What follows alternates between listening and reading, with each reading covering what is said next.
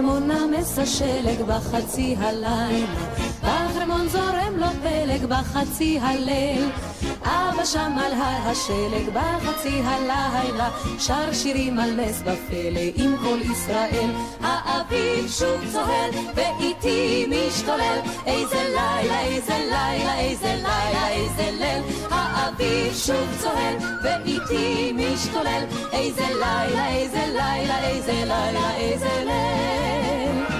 בבקעת תמר פורח בחצי הלילה, הירח שם זורח בחצי הליל.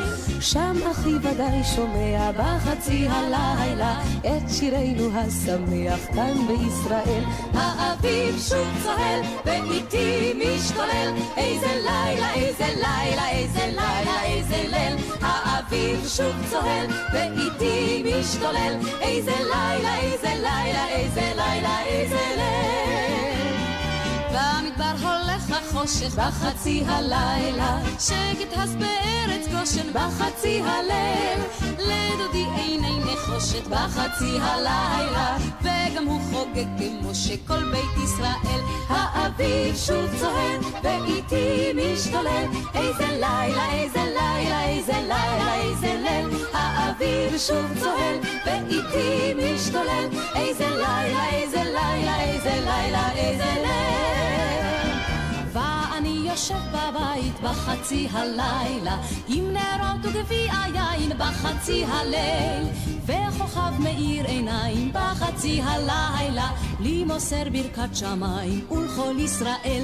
האביב שוב צוהל ואיתי משתולל, איזה לילה, איזה לילה, איזה לילה, איזה ליל. האביב שוב צוהל ואיתי משתולל, איזה לילה, איזה לילה, איזה לילה, איזה ליל.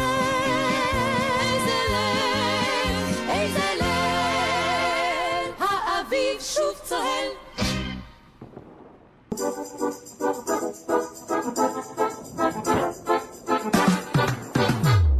Прийшли окупанти до нас в Україну, форма новенька, воєнні машини та трохи поплавився їх інвентар. Байрактар, Байрактар. Російські танкісти сховались з кущі, щоб лаптем посьорбати довбані щі, та трохи у чах перегрівся навар. Байрактар, Байрактар. Приперли зі сходу до нас барани для восстановлення великої страни. Найкращий пастух баранячих отар. Байрактар, Байрактар. Їх доводи всяке озброєння, різне, потужні ракети, машини залізні, у нас на всі доводи є коментар. Байрактар, Байрактар. Вони захопити хотіли нас зразу, а ми зачаїли на орків образу з російських бандитів, робить примар. Байрактар, Байрактар.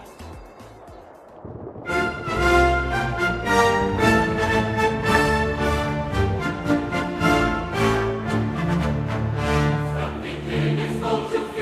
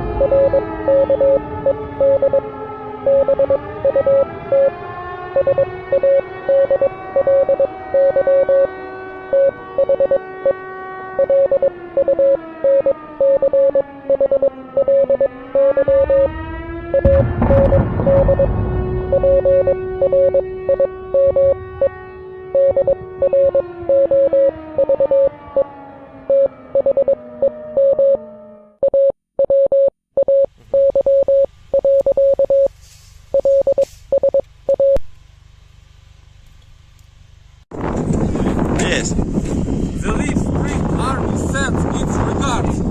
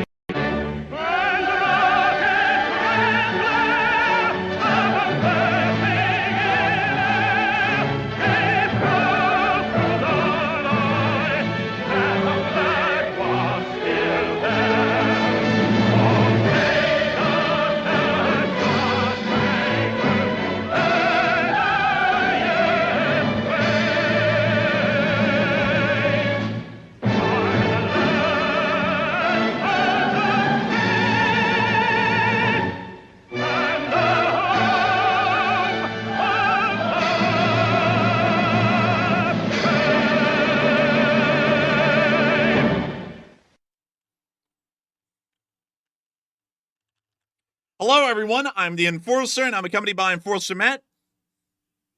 And good evening, folks. It's Enforcer Matt, and welcome back to day 981 of the news. And Iran is committing to fire and fury like the world's never seen, and it's going to be terrible for them very shortly because they're going to attack Israel once again. And also, we're hearing the Russians are not happy in Kursk, and they are turning against their commanders, and we have all that news tonight. It's good to see you all once again. And, of course, we're going to be covering the past 24 hours of news from around the world, as we've been able to get major news today out of the Middle East that the Islamic Republic of Iran has officially announced that an attack is coming very soon, and that they have told the Israelis that it is going to be extra spooky and that they need to be extra scared. Nevertheless, the Israelis appear to be put on high alert at the moment and are awaiting the Iranian strike at any given moment. At the exact same time, inside of Lebanon, we've been able to hear that Israelis have ordered an evacuation of the southern suburbs of the city of Beirut, and large amounts of Lebanese citizens are beginning to flee the area, preparing for the Israeli airstrikes that are to be coming incredibly soon. At the exact same time, in the southern area of the country, we were also able to see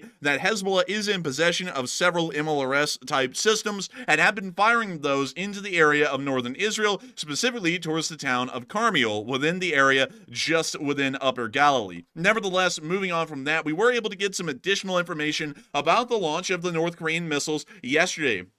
And it appears that bombs fired for the first time yesterday, the first that we have ever seen of a test of a Hwasong-19 intercontinental ballistic missile. And according to the information that we have, it seems as though that went pretty smoothly, actually, shockingly enough. And it also seems as though that the North Koreans are beginning to expand their intercontinental ballistic missile arsenal to even more competent and more dangerous kinds of weapon systems like the one we are just hearing about right now. And we were also able to get additional pictures of the actual launch that was conducted yesterday. Meanwhile, outside of North Korea, it appears that things are going very badly inside the Russian Federation as far as the war in Ukraine is concerned today, as another counterattack was conducted by the Russian Federation. Enforcer, we're having some severe lag going on right now. Nobody can hear you. Oh, on God? Oh, for real. Also, I was thinking, I think there's lag on my end, but now it's also interfering with the stream, but yet the control panel does not show an issue. That's very weird. It is very weird, an incredibly odd phenomenon, for sure, to be without doubt. And it also is connected just fine. A very interesting sort of an occasion, to say the least. But nevertheless, moving on from the North Korean part of the news summary and into the area of the Kursk Oblast, we were able to hear and see that the Russian offensive from yesterday has gone incredibly poorly. And when I mean very poorly, I mean they made no progress at all and took incredibly high losses. This has been at the expense of several North Korean soldiers being killed, and we've also been able to hear news from inside of the Ukrainian occupied territory that they have actually captured a North Korean soldier, with video footage emerging today supposedly showing this wounded North Korean soldier within Ukrainian captivity. And we have also been able to see that Russian forces have now begun to mutiny in this area after the failed assault yesterday, as it appears that Russian morale was already at a breaking point when the offensive was immediately put underway just 24 hours ago. Meanwhile, inside the rest of Ukraine, we have been able to see a large amount of Ukrainian actions destroying and targeting Russian equipment, personnel, and in general the army, as the Ukrainians have continued to conduct very successful defensives over the past day. But nevertheless, we have loads and loads of news to cover from just the past 24 hours. And there is a large amount of scrumptious news, long-lasting news for us to get into at this point. And of course, we will be getting y'all all in there as much as we possibly can and tell y'all about the news that we have at this moment. But moving on from that and into the Middle East, we've been able to hear the large news that the Iranians have dedicated themselves to another attack against Israel. We do want y'all to know, and really quickly, I'm going to pause the entire stream for just a moment to try and make sure that we doubly address the lag. Is the lag good, or is it not, folks? Let me know in the comments below if there is no lag. I'm seeing many people saying that there is no lag, but apparently we're running an entire poll on this at the moment, so I want to make sure that there is no lag, just so that way we can make sure to keep this thing running. And so we will be waiting to see. I'm seeing a lot of people saying that there is no lag. Some people are telling others to restart YouTube, and it appears as though most people are saying that they just have to refresh YouTube, and beyond that, everything is fine. So we are going to be hopefully seeing that everything's fine. It looks like it's all pouring in now, that there is no lag, and so we are going to be taking that at face value, that the viewers themselves are saying that there is no lag, and therefore there is not lag. Moving on from that, however, and into the Islamic Republic, we were able to hear that the Iranians did dedicate themselves to the upcoming attack against the state of Israel in response to the Israeli attack, in response to the Iranian attack, which was in response to an Israeli attack that was all started by an Iranian attack that happened in April, that apparently is going to be happening very soon. We were able to hear a direct statement from the amazing Supreme Leader Khamenei, also known as the Ayatollah, and he did state that he has told officials to prepare for another major attack against the state of Israel, and that is according to a publication from the New York Times. It does appear that at the moment, the Islamic Republic of Iran has completely dedicated itself at this moment to once again attacking the state of Israel in some sort of a larger form to be able to cause, hopefully in their minds, a significant amount of damage to the state of Israel, or possibly knock them out of the proxy war altogether. Once again, the proxy war is largely being fought on the Iranian side, with them funding and supporting proxies. The Israelis don't really have any proxy forces to speak of. But nevertheless, we have been able to hear that an Israeli response has been immediate, as they have stated that Israel has been put on a high level of combat readiness, and they are awaiting Iran's response at the moment. This was according to a statement from a publication made by CNN today, and to read you the exact quote, Israel is at a high level of readiness for a response from Iran, and an Israeli military source told CNN. But the source added that they are still assessing the decision-making process in Iran to determine if and when a retaliation will take place. So it does appear that the Israelis are waiting for the attack at this moment, but they do not know when it actually will happen.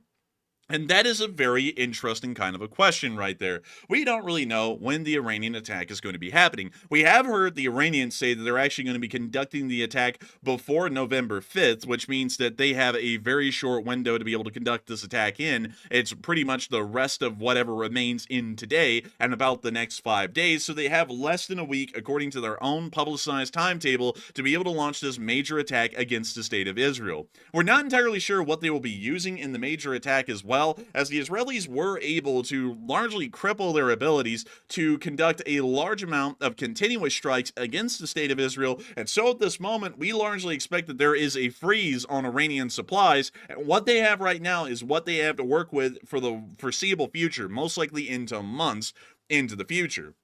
And from what we're believing at the moment, there's two different ideas that's circling around right now, or at least two different hypotheticals about how this attack is actually going to happen. One is that the Iranians are going to launch a massive, overwhelming attack again, like the last attack on Israel, and hope that this is able to cause serious damage to be able to largely knock out the Israelis' offensive abilities, or for that matter, to cause so much terror on the Israeli population that the Israeli government is largely forced to give concessions to the Iranians and their proxies, most likely ending the proxy conflict. The other possible outcome, at least in the Iranian mind, is that they are going to conduct a string of smaller attacks and try and use their proxy forces, which has largely been depleted and destroyed at this point, to conduct limited harassing attacks against the state of Israel, and over time, pretty much over 1,000 cuts, they are expecting to get the same kind of results out of Israel in that second option. We're not entirely sure which one it actually would be at this moment. We do understand, though, that it will have to be one or the other, and the Iranians are going to have to make the decision, at least inside of their own camp, which one is better for them. A massive, overwhelming attack, a once and for all kind of attack, or are they going to conduct multiple smaller attacks over the next few months as the tit for tat in between Israel and Iran continues as a part of this larger regional conflict that has already begun just a little while ago? It seems as though a lot of people are actually believing that Iran can't hit Israel that hard, and a lot of people are thinking that this next attack may actually be a bit of a smaller one. And we may actually see, interesting enough, that the Iranians hold back, according to many people, in trying to use less of their available missiles and drones and try and save most of them for multiple attacks occurring over the entirety of the conflict. Some people are believing, the equally somewhat larger camp, is also believing that Iran is going to hit Israel very hard and is going to be attempting to once again launch another unbelievably massive strike, and of course, just by sheer number alone, be able to get a large amount of their missiles into Israeli airspace and hitting targets within the area. And some others are saying that it might actually be a bit of a mild attack, that we might actually see that the Israelis are given the Iranian equivalent of some sort of a Taco Bell mild sauce packet, and it's not really a big attack, but nevertheless, it is one just to keep the tensions going and to await the Israeli counter-response that would be happening from that attack at all. But still, a lot of people have been thinking about this, and a load of people have been throwing in their thoughts and considerations on this. And Matthew, what are people thinking, and what are you thinking about this as well? Do you think it's going to not be that big of an attack, or do you think it's going to be a very large attack, even if they don't have the resources to do that again after this one? So on this question right here, it looks like about 41% of the audience said Iran really cannot hit Israel that hard because they don't have the resources nor the weaponry to actually pull it off, while 29% said Iran will hit Israel very hard, and 22% said it kind of might be a mild sauce attack. And honestly, I would say that Iran probably is going to go for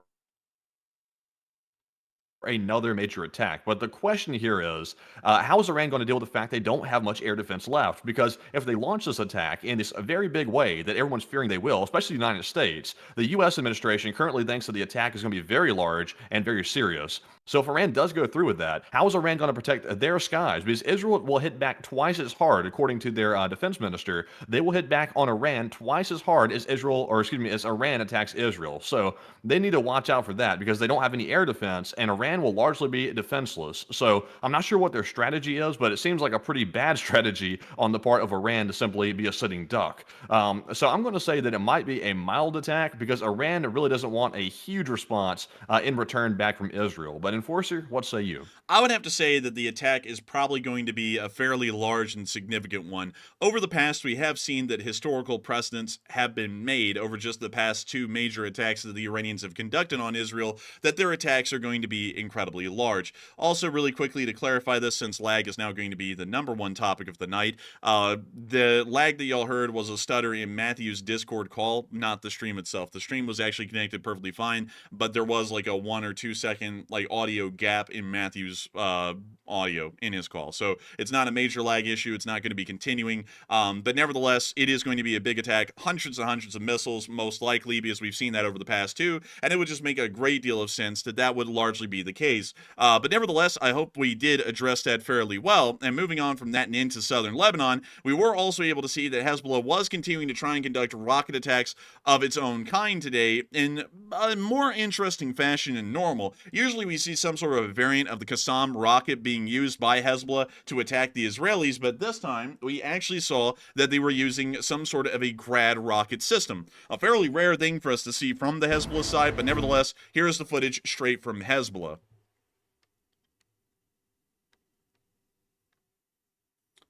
And we see them loading the rockets right here.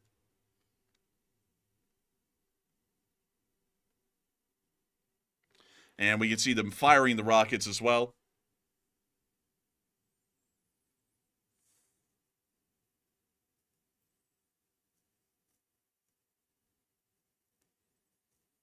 And we can now see a decent amount of MLRS rockets landing around the area of Nabatea in northern Israel as the Iron Dome is attempting to intercept some of them.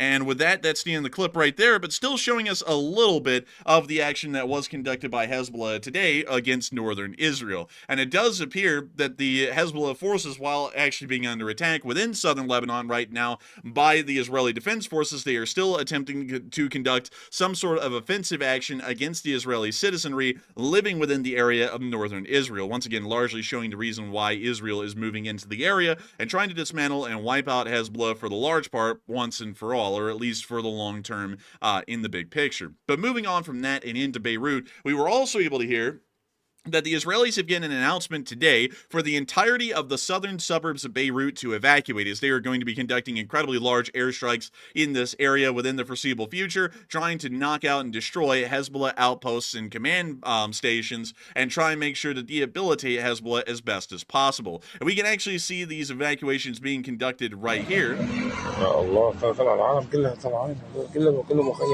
Very disorderly. Yeah, it just seems like folks kind of walking out of town, honestly.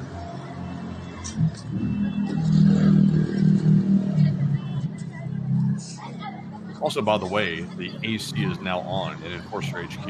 It was getting very warm. It was insanely warm for a second, man. I was legitimately sweating back here. I was like, man, it went from like frigid cold. Like, if y'all don't, like, y'all wouldn't know this because y'all aren't in Enforcer HQ right now, but Enforcer HQ 2.0, it has an issue with being extremely cold for no reason at all. And I know Matthew's been dealing with that. It gets so cold that my entire fingers get numb from how cold it is in this house sometimes. So I've actually put a space heater by my desk to be able to try and keep myself warm. So I had that on for pretty much the entirety of the stream, and apparently at some point the heater was turned on, like at the start of the stream. So it started getting hot. I turned off the space heater, then I turned on the fan behind me, and it was still getting hotter, and somehow it got so hot I started sweating. I don't know what it is with Enforcer HQ 2.0, but it's either the desert or the tundra, and there is no in between inside of Enforcer HQ 2.0 at this point. But nevertheless, oh, someone's at the door. Well, who could that be? Why, it's the Israeli Defense Forces. And what do they have? Why, it's a trick-or-treat. And it looks like they're giving the treat. And what's the treat? A 2,000-pound JDAM and Dania again. Well, that is an unfortunate trick-or-treat right there. But nevertheless, we will be excited and waiting to hear what the Israelis will be conducting against Hezbollah within southern Beirut here in the near future. But still, it does seem that Israeli actions in this area are continuing to try and debilitate or completely wipe out the Hezbollah proxy forces within Lebanon, and it also appears that further actions, hostile actions that is, are going to be conducted in between the Islamic Republic of Iran and the State of Israel here within just the next few days alone. But nevertheless, moving on out of this region, it is now time for us to move on over into the Korean Peninsula, because the Korean Peninsula has encapsulated the hearts and minds of many people around the world, filling their minds with scenes of nuclear destruction and their hearts with fear of what the future may bring. Not exactly the kind of hearts and minds campaign that we fight here in the United States, but nevertheless, this is the way the North Koreans fight and win their hearts and minds campaign for the large part.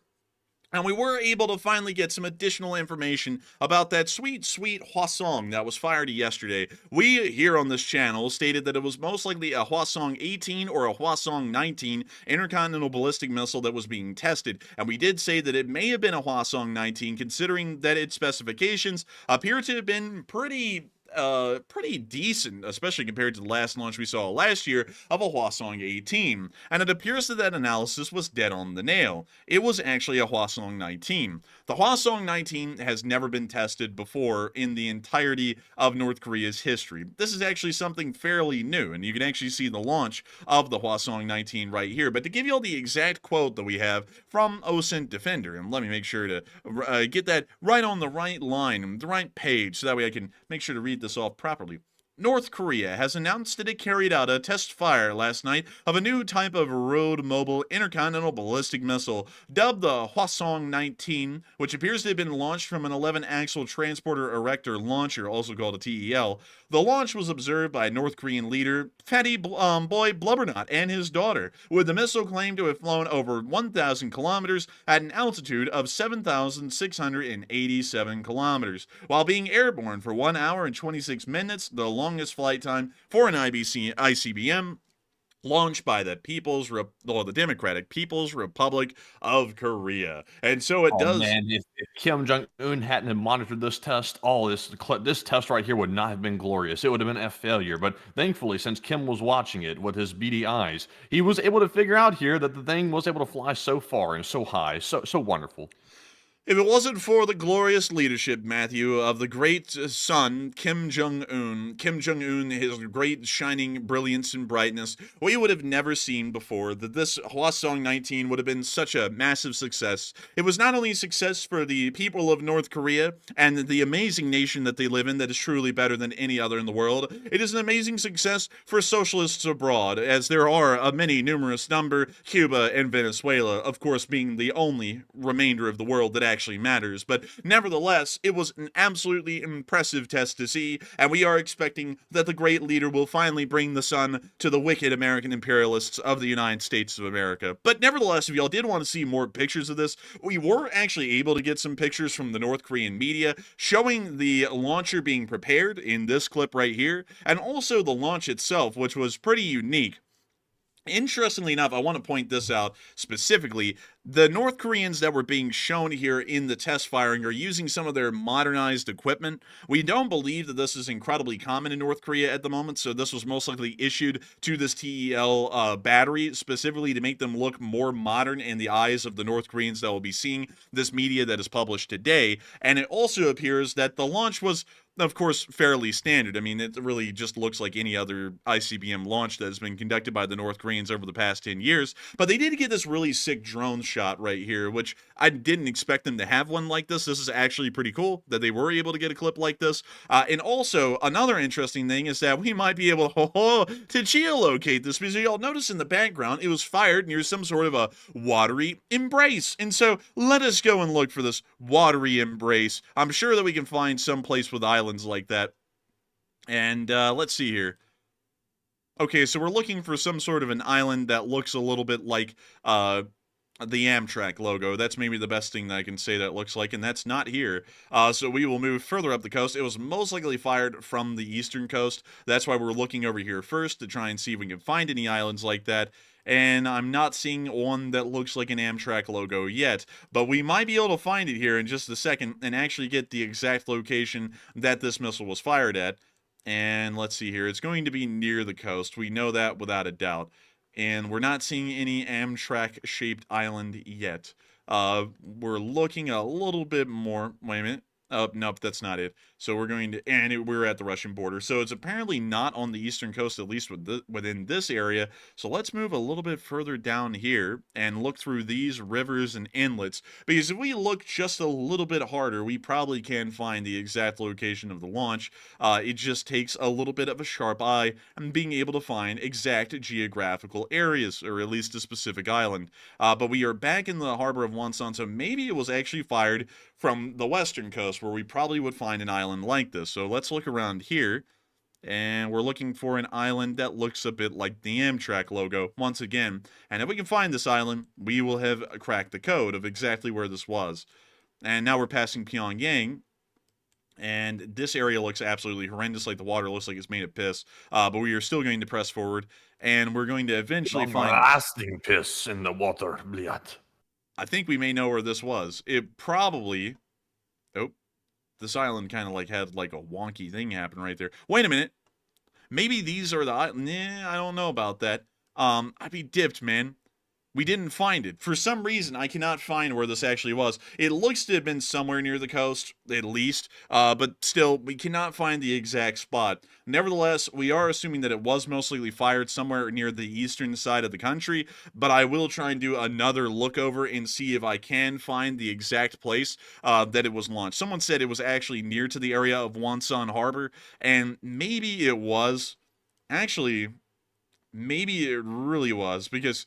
when we're looking at this a little bit more, maybe there is an area where the little Amtrak-shaped island could have existed. There is a naval base present here, so that would give us a little bit more credence to believe that the test launch could have happened in this area. And someone did say it looks like a river delta, and it really does, but that means that it would be close to the shore, and that's why we were really looking over the shore a great deal. Or, wait a minute. That may be actually on this specific river. We don't know the name of it, but it may be somewhere around there, because there are a decent amount of islands, at least in this area, that might be able to match up to the profile and shape that we just saw a little while ago. But we're still going to have to look a little bit more. Someone said look for a forest. I wish that it was that easy, because, like, the sad thing is that it's really hard to tell what's forest and vegetation in some areas, because some of the mountains look like they're actually covered in forest, but it's actually just some sort of like lichen or grass or something along those lines. So it's actually a little bit more difficult to figure it out. But still, I wish that we could find this exact spot. It would be good to know where the missile was launched. And I'm seeing, let's see here, they maybe launched it from Louisiana. I'm doubting that, really. Like, if anywhere was going to launch a North Korean ICBM, I have a feeling Louisiana would have an issue to that, because they like to get their cancer specifically from the oil industry, which is very unfortunate if y'all don't know about that. I'd highly encourage y'all to look into that a little bit. But still, I cannot find the exact spot. It's not up there. So we're going to have to give up on that one, sadly, of trying to find the exact location where we can find the North Korean ICBM launch. But if y'all thought this picture went hard, wait until the next one, because boy, you haven't seen hard yet. There he is, the fat man himself, and they actually had, wait a minute, they actually have the missile's trajectory on that screen right there, man. Do you see that? Yeah, it seems like a bit of an OPSEC violation. And also, like, what are they using here? Is that Discord or something like that they're using to, like, show the rocket footage on? Bro, the boys are on Discord. They're probably dealing with lag issues like we do sometimes at that point. They're like, how is it doing? It's... something like that. It's like, oh, that's good, that's good. But man, also look at that like decorative piece of wood he had to bring in, like, to put below the TV. Was that really necessary to bring in like decorations? You know, that's a good point. Like, yeah, they brought in like this giant, like, dude, they even have like wooden railing and stuff and a desk.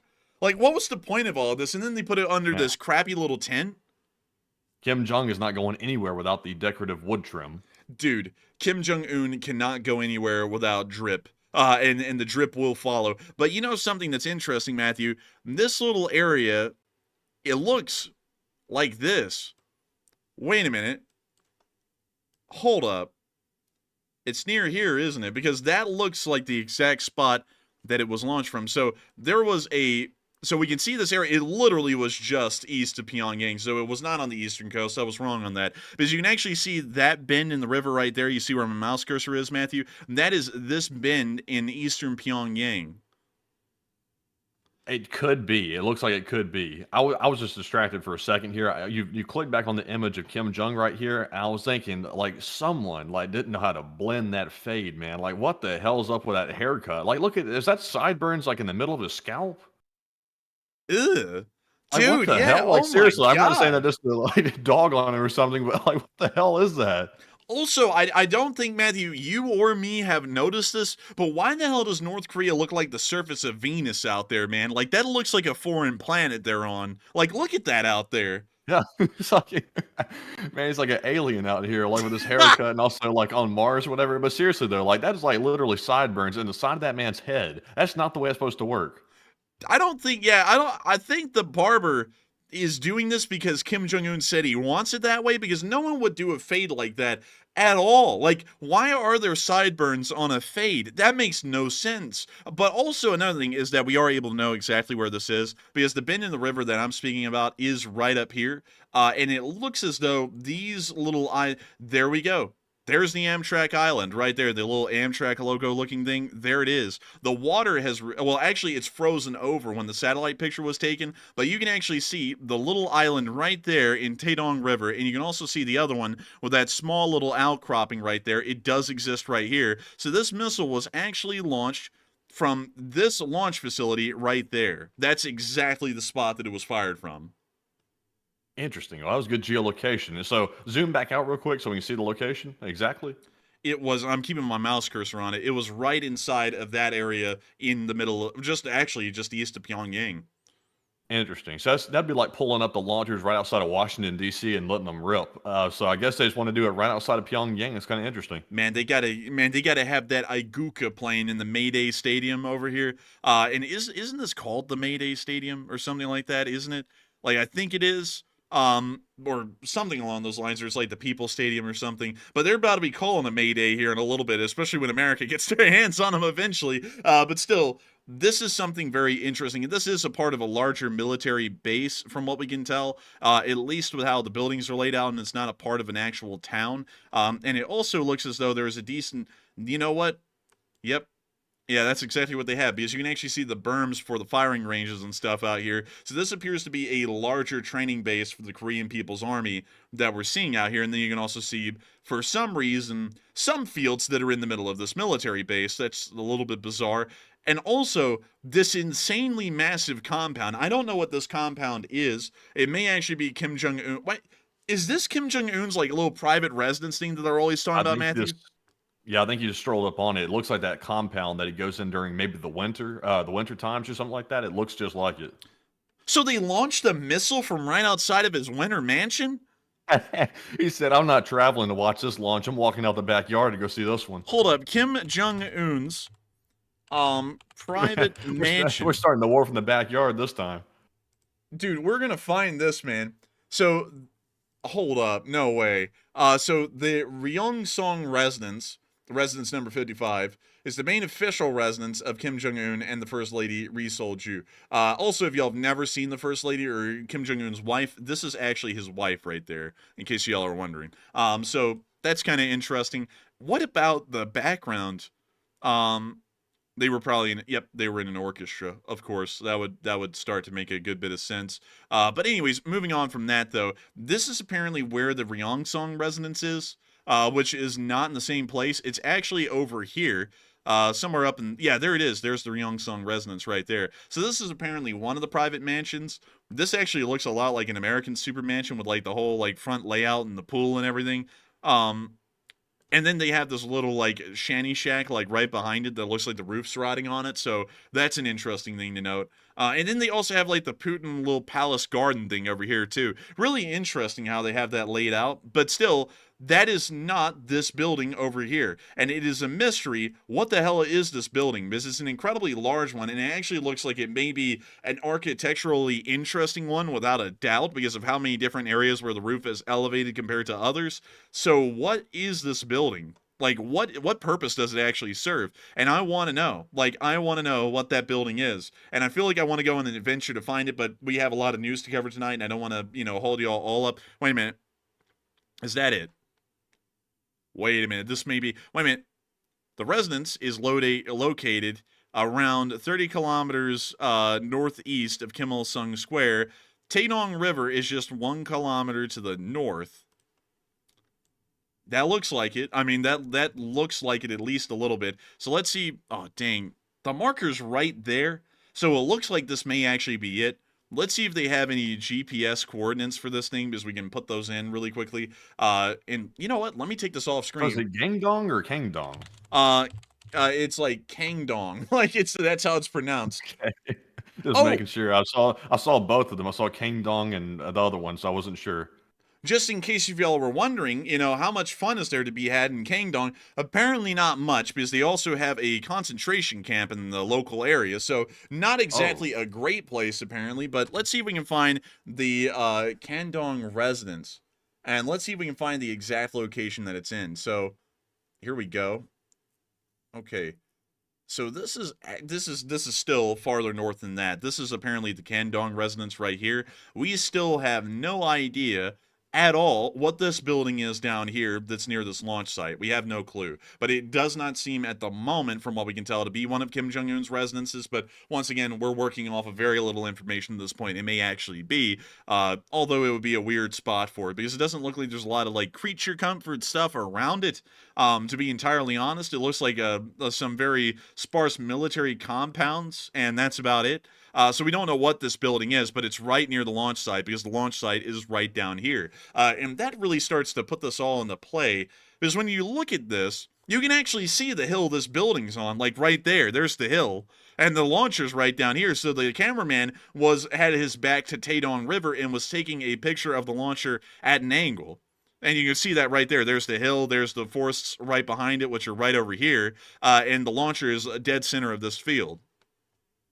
very interesting. So apparently Kim just said, "Okay, military, y'all load up the ICBM, take it in my backyard because I'm not traveling to go see it, and we're going to launch it right from there." So Kim just woke up, rolled out of bed one day, walked to the backyard, and said, "Okay, go ahead and launch it." I mean, that's quite a way to run a country, I would say. That is, it seems like a very inefficient way to run a country. It's like, Yeah. that makes no sense at all. But you can see it again here, Matthew. This picture was taken this time from this field over here, near to this paved road, and they were looking towards Taedong River. You can see the hill again with this building on it somewhere. You can see the trees on it and everything, and then you can see the missile launching from the little test area right over here, and you can also see the little tree divider that's in between. So this is, like, just to make sure that we're going over all the pictures and, like, doubly and triply confirming that is the spot. This is the spot. And then this one picture right here definitely confirms that without a shadow of a doubt, that is the exact location of the launch.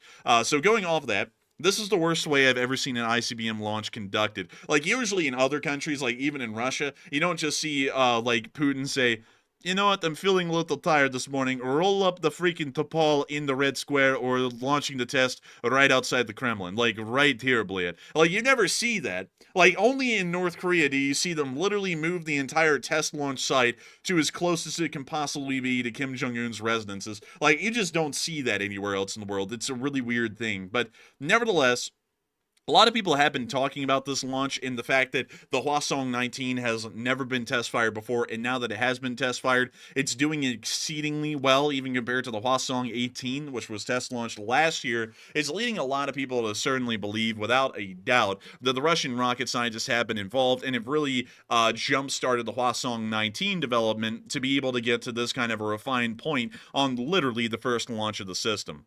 So with that in mind, we are starting to have a much more clear image and a belief that the Russian Federation is clearly involved in the refinement process of North Korean ICBMs at the moment.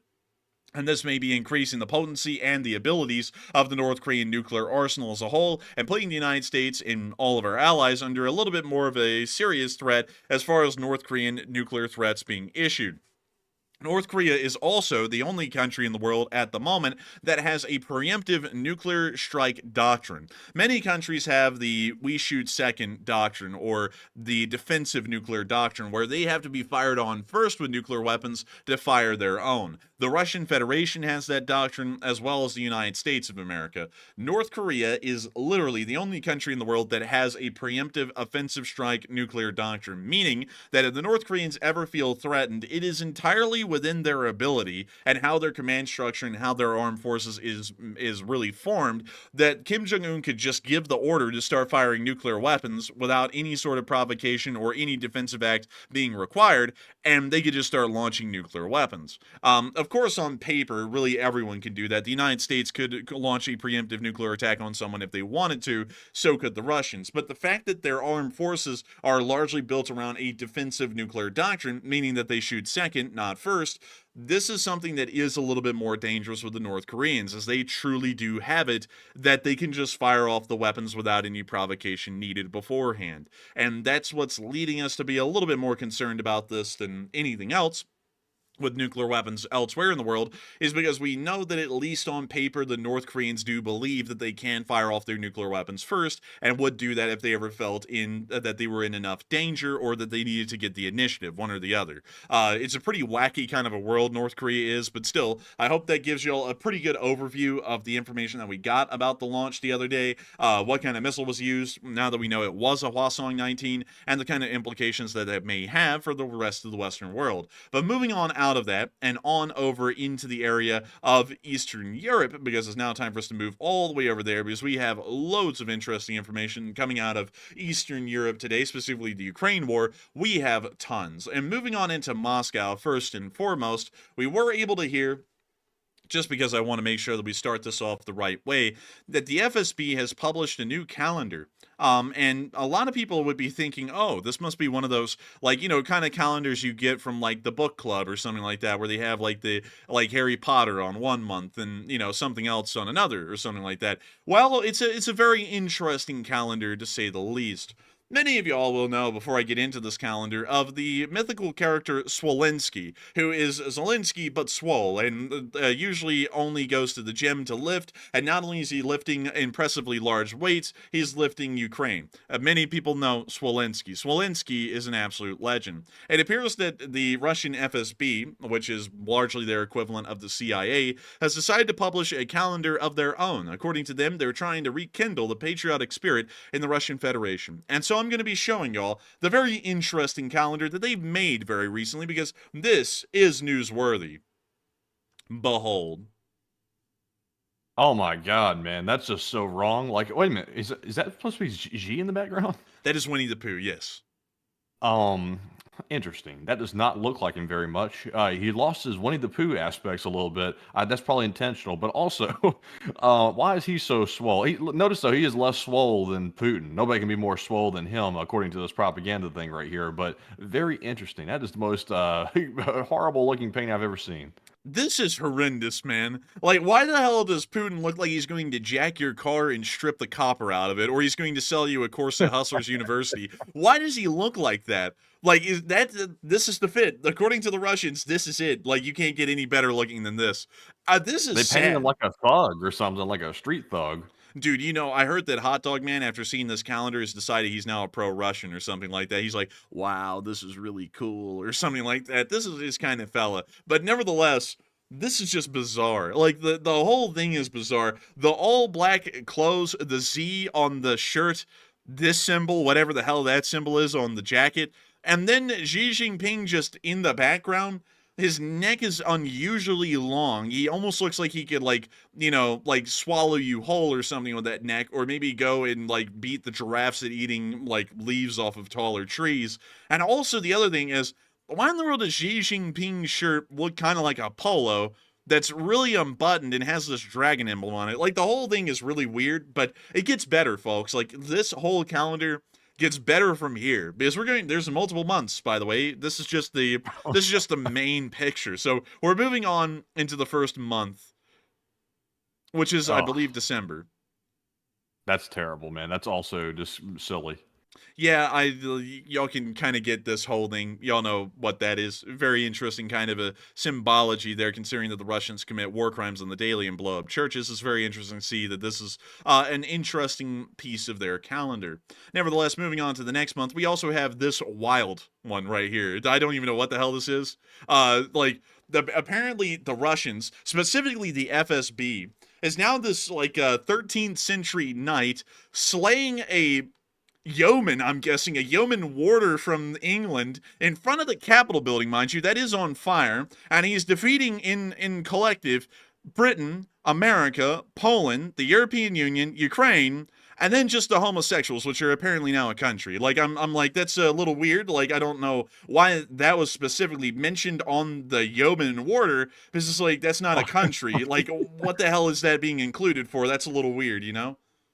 Also notice, by the way, Russia knows they can't win any war right now because their military sucks, so they had to go back all the way to a different century and paint this medieval like warfare right here. That was the only time that Russia might have been able to beat somebody was like so far, like way long time ago, because you don't see a modern Russian beating somebody. It's like one from centuries ago beating somebody, and they put him in front of the modern capital like this, like it's time travel or something. Dude, this is the stupidest one on the whole calendar. Also, why the hell is okay, let's just talk physics really quickly, Matthew. This guy is being held upright in air. Like, he may as well be standing on the ground. But he's only being held by one part of his overcoat? Like, how the hell does that work, dude? Like, is this guy magic or something? Is he able to just, like, levitate this guy off of the ground, like, with a force? Like, I don't know. And also, why in the world does this guy look like he's going, ah, don't kill me, ah? Like, what's the pose? I don't get this Where's the Capitol Police, man? Where's the police? Dude, honestly, man, they need to get some police on the spot right here. And another thing that I also got to say is it's interesting that it's only the FSB that's doing this. Like, this is an FSB calendar, but it's like, isn't that a little weird that they're only like the FSB is the savior of Russia? Like, it's like these people are like the most incompetent people I've seen so far. They just got greased by the Chechens. Like, you've got to be a next level of an idiot to get greased by Chechens, and they're going to act like they're going to save Russia. This one was really dumb. Overall, a 0 out of 10. But moving on from that one and into our next one, we also have this picture of a Russian apparently learning some lessons from Tai Lung from Kung Fu Panda, and we can also see that they have on the bottom of this drone, it says Fund C. Why? Like, why in the world does it say Fund C on it? That makes no sense. And also, what is up with this guy's pose? And what the hell is he, dude, what century is this guy even in? Is he in the 18th century? Like, those are like 18th century Russian imperial houses behind him. That's not even Ukraine. That's not even Russia. Like, where the hell are they? All this is so goofy, man. Like the whole thing. And also that soldier's way too well equipped to be a real Russian soldier. Like way too equipped. Yeah, way too equipped. And also he has an AK-12 with all the modifications of the silencer. It's like, that's never happening. Dream on, buddy. Like, that's the most unrealistic thing. That honestly is more unrealistic than this whole painting right here. It's like, this is even more unrealistic, showing a Russian this well equipped. This may as well be living in fantasy at this point. They may as well be painting up some fiction. But nevertheless, moving on from that, we then got to see this picture. And I find that's a German Shepherd, by the way. It Yeah. looks like a German Shepherd at least. That's not a Russian Shepherd, so I don't know what's up with that. once again, they're in front of the Imperial Russian house from the 18th century. But I also want to point out, Matthew, how bad Russian weapons are is that it's even seeping into the FSB, because that's not an AK right there that this guy's holding. No, it's an AR-style rifle. It's some kind of an M4 or something like that with, like, the laser, the flashlight, the ACOG. Like, you can literally see the ejector assist as well as the charging handle on this thing. They couldn't even put an AK in this thing. It's an AR. And he's kitted it out with the finest Western accessories too. It looks like a stream light, maybe a mall. Also, they got the Sig Sauer looks like red dot on the thing. They just hate the West so much, so they painted their propaganda posters. Yeah, also, I don't know why this dog looks so absent-minded. Like, it doesn't really look like it has a mind. I don't know what's up with that. Because usually German Shepherds, from what I've always... Who, me? Dude, this thing, they said, get him, and he said, who, man? Like, it's like, dude, that dog ain't Yeah, going to it's do it. true. Man, that dog ain't got it in him. Like, it's like, no, he doesn't. And then the next picture is... I don't even know what the hell this one was supposed to be. It's just a teddy bear on the back of a Russian soldier walking through the ruins of a destroyed city. I don't even know what the hell that's supposed to be. And also, the back of the helmet says angel. I'm not kidding. I'm not making that up. It literally says in Cyrillic, angel, or something like that. Angel, something like that. But it means angel in Russian. And he's also, this guy actually does have an AK, but it's a poorly painted up AK. Like, someone never saw an AK and then was told to, like, paint an AK by memory. Like, that's the kind of AK it has. But the bear, though, I also like, Matthew, how the bear's eyes are sentient and it's looking straight at the painter. Like, call the police or something like that. It's like, what is up with the bear, dude? It's like living or something. They watch. Looking at? Dude, that bear is going, they have seen shit you do not want to even know. They help me, spare me the trouble of knowing what they've seen, put me out of my misery. But moving on from that and into the next month, we then got this beauty right here. Oh, buddy. There's a lot to unpack in this one. We've got the St. George's ribbon. We then have an AK-12, actually, so it actually is a Western rifle, which is interesting. But what's interesting is that the flash hider is completely wrong, and also, in the background, you've got the guy who put the Soviet flag on top of the Reichstag in 1945 in the background, along with the Russian flag. I don't know what it is with the Russians like loving the Soviet Union, because Putin's ambitions are clearly based on the Russian Empire's ambitions, not the Soviet Union, but they love to pull out the Soviet Union's imagery whenever they can. I don't know what's up with that. And also the helmet says ugh, but the helmet says Akaich, which I do not know what that means in Russian, so if any of y'all know what that means, I have no clue. But moving on from that and into the last one, we also got to see this right here, which is giving me very creepy vibes. Come on, Jack, leave that kid alone. Man, this guy is like, do you happen to know where an island is? It's like, no. It's like, no. Dude, that does not look like what it's supposed to be. It's supposed to be like a father seeing their son again, but the look on this guy's face, it does not come off like that at all. This is a terrible painting right here. Horrendous even. But still, that is the calendar that they released. I had to show it to y'all in its entirety and break it down piece by piece, because we have never seen a calendar this cringe in our lives. It truly is beating the Hot Dog Man's channel for cringe, and I think it's actually winning. But moving on from that and into the next bit of news that we have in Moscow, while the FSB are having these dreams of grandeur, we can see that the Russians are having to put nets over literally every industrial site around Moscow. It looks as though the drones are scaring them a great deal, and they're starting to try and protect the industry as best as possible, but once again, the nets have been proven to be ineffective at times, so this may not be entirely effective, but the Russians are still going to give it a shot.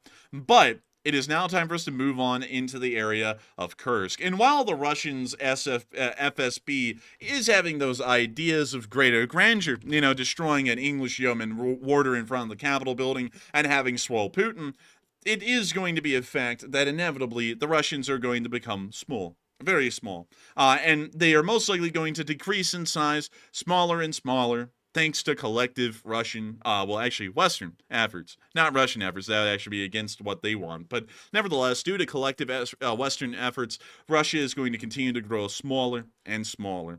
But, alas, there is a bit of good news on the horizon, at least for now. Y'all can celebrate the Russians being made small again, much like the Duchy of Muscovy of old times, as y'all can get from an official EnforcerStore.com the Make Russia Small Again t-shirt. We got some merch out here, man. I love the merciless plug. I saw it coming, too. And you had to see it coming. It was like a freight train coming out of the blue. But nevertheless, the Make Russia Small Again t-shirt is on officialenforcerstore.com. It is based off of the Make Russia Small Again t-shirt that President Volodymyr Zelensky wore, but with a little bit of an LSA addition to it. It is an amazing shirt made of 100% US cotton. It's a Gildan shirt, an amazing fit, a comfortable fit, a long-lasting fit, and it is an absolutely wonderful shirt. It is absolutely incredible. And not only that, if you purchase one of these shirts, 10% of the profits are donated to United 24. That is a guarantee. And we will be putting out a receipt at the end of this merch run showing y'all the exact amount that was sent to United 24, as United 24 will give us a receipt after we donate 10% of the profits. We are absolutely loving that people are getting these shirts, and a load of people have been getting them at this point. You can get them in multiple different colors. They ship to a large amount of countries around the world. You can get them in black, navy, military green,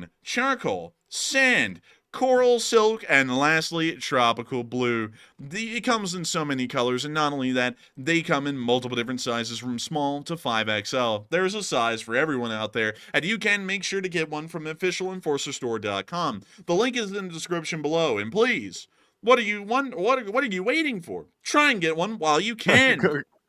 Come on, Jack. I mean, it's there. It's 25. I mean, come on. Add one. You know the thing. I gotta tell you, it's the best t-shirt that's ever been made. You've gotta get one. They're just absolutely amazing shirts, and we are so happy that so many people have gotten them so far, and we hope that people continue to get them while they're available. They're not going to be available for long, at least for now. We are planning on running these until this Saturday, which means that we have today, tomorrow, and the next day to be able to have these things out there for people to get. So if you do want one, make sure to go to officialenforcerstore.com and get a t-shirt. You can get a load of them. Actually, there's an unlimited number that you can get. I've shown you all that before. We've gone up to like 100 or something like that here on this little segment, but nevertheless, they are absolutely incredible shirts, and of course they support this channel and support Ukraine as well at the same time. We hope that y'all are going to enjoy these shirts a great deal. They're great, and we're going to actually be creating a series of these things on in the future. They're not going to be all based on Russia. They're actually going to be based on different adversaries around the world, but we are going to be making more and more of them, and probably be adding a little bit more of a creative spin to the others, considering that this one was directly based off of the t-shirt that Zelensky wore. We're actually going to be coming up with specific ones for the LSA, moving on into the future with China, North Korea, Iran, and also other adversaries around the world. But still, make sure to get one, and if you do want to get one, which you don't have to, but I would love it if y'all did, you can go to the link in the description below to officialenforcerstore.com. We have the link down there, and let me see if I can actually show y'all that, just in case y'all are like, well, I don't see it. I will show y'all how to get to it, at least on a desktop. And so let me go here. You don't have to, but I would. And let me mute that because that's weird to hear my voice. But beyond that, if you're here, this is what the stream looks like on, any of y'all's screens. And now there's going to be streamceptioning going on, which is going to be really weird. But still, you go down here and you go right over here to where it says there's a description. You click more, the description pops up. You see this link right here where it says get your Make Russia Small Again t-shirt. Yeah, click that, and it brings you straight to the website. So if you want to get one, that is exactly how you go through the process to be able to grab one. And I hope that many people do grab them, because they're wonderful shirts, and we just cannot wait for everyone to hopefully have one. But nevertheless, I hope that does address that incredibly well. But before we move on into the rest of the Ukraine war news that we have today, I understand that we have a couple of questions, Matthew, and what do we got? Oh, all right. So our first question of the night goes to David Dornblazer, who puts in a $50 donation. And huge shout out to you, David, for the support. And by the way, that is his third ever super chat on a live stream. So we're very appreciative for that. And David sadly did not leave a comment with the super chat. But nonetheless, we appreciate it, David. And Enforcer, what say you? And I thank you so much for the support, David Dornblazer, in supporting the channel. You didn't throw in a comment, but the support means a great deal, and it helps us to keep this channel running. We run this thing day in and day out, 6 days a week, really 7 days a week. We just run stream 6 days a week though, but we run this thing 7 days a week, pretty much all day, every day, whenever we're awake. And I got to thank you so much for enjoying that and supporting this channel and helping us to keep this thing running. This is only folks like you and your support that helps us to be able to keep this thing on air. We work a long amount of time, and I said that a second ago, but we really do work a great deal on this channel, and that's because we appreciate each and every one of y'all watching and enjoying this stream. And thanks to folks like you who also support us, not only are we able to make sure that we keep doing that, we're also able to actually keep the lights on and pay our bills so that we can keep our pretty much our job security in line, so that we can keep doing this. And so I got to give you a massive thanks so much once again. I hope that does address that incredibly well, because if it was not for folks like you, we would have never been able to make this channel possible. And so thank you so much once again, and we are on to the next one. All right, and also I'm getting alerts on my computer. It's going ding, ding, ding. Apparently, the MRSA shirts are flying off the shelf, literally, because it's dinging nonstop in my headphones. I can barely hear myself talk. But anyways, moving on here to our next one, we have a $20 donation from Gunfox61, also known as the Medic Fox. And thank you very much, Gunfox, for that support. He has the history for us here. In fact, he has it over 3 separate super chats, and I think he wants us to read them all off simultaneously. So I'm going to go ahead and hit all 3 of them. They're each a $20 donation. And once again, Gunfox, huge thank you for that massive $60 support. And he said, and also bear with me, folks, this is very long, a lot of history here. And it starts from 1517. It said Martin Luther posted 95 Theses, and in 1963, a freak explosion at the Indiana State Fairgrounds Coliseum, it killed 74. And then in 1961, Stalin's body removed from Lenin's tomb. And also in 1864, the U.S. Congress admits Nevada as the 36th state. And then in 1776, King George gives the first parliamentary address after the Declaration of Independence. And then in 1963, Ed Sullivan witnesses the Beatlemania firsthand, paving the way for the British invasion. And in 1930, Michael Collins, a U.S. astronaut, and he was apparently there. But in 1998, Iraq announces he was not there, by the way. But 1998, Iraq announces it will no longer cooperate with the United Nations weapons inspectors. Excuse me. And then in 1950, the United States explodes the first hydrogen bomb at Eniwetok Atoll in the Pacific. And then in 1999, the Egypt Air Flight 990 crashes into the Atlantic. And I actually saw the air disasters episode on that one yesterday. Very interesting you mentioned that. But Enforcer, what say you? Man, isn't that the one where the guy went like, Asi Aloi Allah Akbar or something like that, and he like Yeah, that was him. Yeah, dude, crazy. That's crazy that happened today. But beyond that, I thank you for the massive support, Gunfox 61 or Medic Fox, and I gotta say, thank you for throwing in a day into history. That is a lot of history that's actually happened today on October 31st of really every year. And I also have to say that it is very interesting to know that all of that happened on Halloween. Because, you know something, Matthew, that I haven't even thought about tonight? It's Halloween. Nobody's been banging on the door, thankfully, because I was like, I don't know what I'm going to do if someone starts banging on the door while we're streaming. I'll probably have to just be like, shoo, go away, or something like that. Dude, you can offer them like a pack of Altoids or something like that. Be like, you want some Altoids, kid? Like, we got like Yeah, they maybe said one trick pack. or treat. I ain't got no treats. I don't have no trick either, so I got nothing for you. Dude, they come up and they're like, trick or treat. I'm like, okay, I'm going to do a trick. Check this. And I pull out one of those like tiny little skateboards that you play with your fingers. And I like do like a kickflip with it with my fingers. I'm like, boom. All right, see y'all around. Get lost or something like that. And I just slammed the door in their face or something like that. Dude, that would be absolutely ridiculous if you did that. But beyond that, I do have to say a big thanks to you so much once again, Gunfox61. And also on top of that, I also have to say, I think we can actually break down a couple of those. Let's see. King George gives the first parliamentary address after the Declaration of Independence. That is actually interesting because King George III actually was starting to go crazy around that time, and he actually started going crazier, really crazy, a couple of years after that. And it actually turned out that some psychiatrists at the time, which wasn't really psychiatrists, they were more so just like practitioners, ended up pretty much locking him in a house and pretty much abusing the guy until he went sane. Like, no joke, Matthew. Did you know that? I did not know that. Yeah, it was a very interesting time in British history for the most part. But another interesting thing, let's see here. The Beatles arriving, you know. Some people like him, some people don't. In 1930, Michael Collins, I'm guessing he was born, which is pretty interesting. You know, he was born in 1940. 1998, oh, that paved the way for that nice invasion of Iraq in 2003 when they stopped cooperating with the United Nations weapons inspectors. And that was actually the beginning of the end for them as far as the U.S. invasion that was coming around the corner. And also, it is cool to know that the United States did explode its first hydrogen bomb, which was, of course, a massive improvement on the original atomic bomb, and it's far more dangerous in its explosive yield for the large part. Also, the Egypt air crash is always an interesting one. Also, another thing, I forgot to address the first super chat. Martin Luther posting his 95 Theses. As far as that goes, that is probably one of the most influential moments, at least within that era, on European history, as that's what finally started to break up the hegemony that the Catholic Church pretty much had over the entirety of Europe and broke it up into the Protestant factions and then the Catholics. And that actually would be a massive sort of a historical, I guess you could say, split, if you want to call it that, for the entirety of that era, really through the entirety of the Renaissance. That was one of the biggest issues at the time, was the rising tensions and then all the conflicts that resulted in between the Protestant and Catholic factions. And that's really what carved up Europe a lot into what it ended up turning out to be before the, I guess you could call it, what would we call it? The Age of the Enlightenment, and then later on the Napoleonic era and the Victorian era. But still, a pretty interesting time. And also, Stalin's body being removed from the Lenin Mausoleum, that's actually an interesting one because Lenin actually is not in the Lenin Mausoleum anymore either.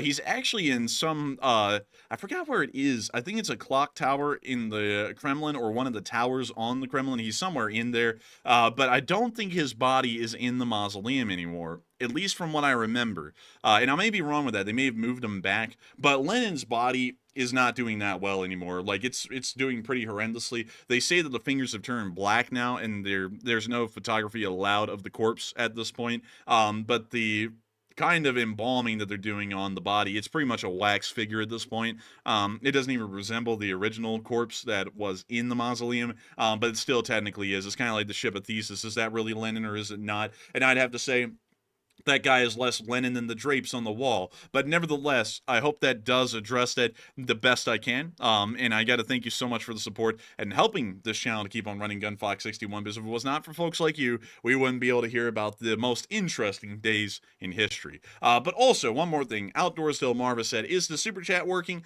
It is, from what I understand. People have been throwing in Super Chats, but if it is not working for specific people who are trying to super chat, just try and refresh YouTube and see if that works. If it doesn't, I don't really know what to do from there, because YouTube's kind of finicky with that sometimes. Sometimes the super chat system works really well. Other times it almost doesn't work at all. But it's perfectly fine, because regardless, we will keep running the news whether super chats are coming in or not. And so with that, I hope that addresses that well, Outdoors Del Marva. And with that, we are on to, I think, the final question of this segment. And then we're going to be... Wait a minute. I think that actually was the final question of this segment, Matthew. Or was it the second to last one?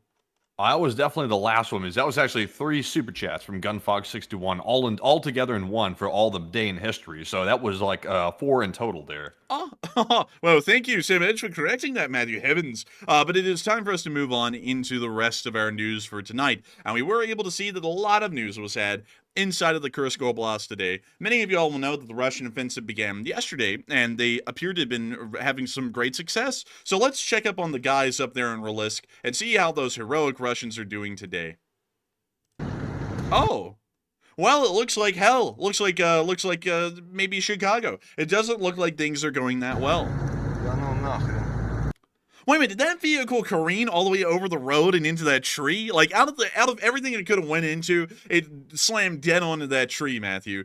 Literally, like, the worst of luck for these guys. Unfortunate, too. Like, that thing just careened right over there. Like, how did it even do that, really? I don't really know, because, like, look. Let's see, let's start it over again. Oh, so it did like it went wide to the right and then went and took a sharp left all the way across the highway and then slammed into that one tree.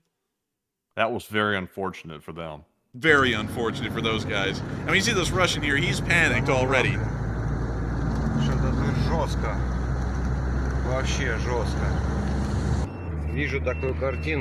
Oh no, the check engine light just popped on. Driving it too hard, Tony. Slow down. I also have to give a big shout out to cup holder bread. Nothing beats cup holder bread. Just a loaf. Just a whole loaf shoved in the cup holder. It's like, that's great, man. I've never seen that one before. It sounds like this car is straining, by the way. Add some oil, Tony. Start there. Start there with that. Dude, Russia's like, we have nothing but the real men with the real men shit, and they don't even know how to, like, change oil or anything on these cars. Like, they're just breaking down because they're not maintaining them. It's like, I wonder about that. Я не знаю. And you should check the dipstick. I'm not talking about the guy. It looks as though another Russian vehicle has been blown up on the Rilisk Highway. I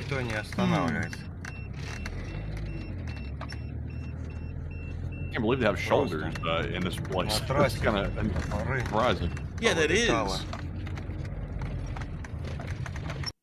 And that's the end of that clip, but it appears that things around Rilisk aren't doing too well. But it also appears that things down near the actual front lines are certainly not doing well, as the Ukrainians start dropping GBUs onto the Russians while that rock music hits us and probably copyrights us. But we can see the GBUs slamming down into the town below and hitting these Russian dugouts that were just made not too long ago.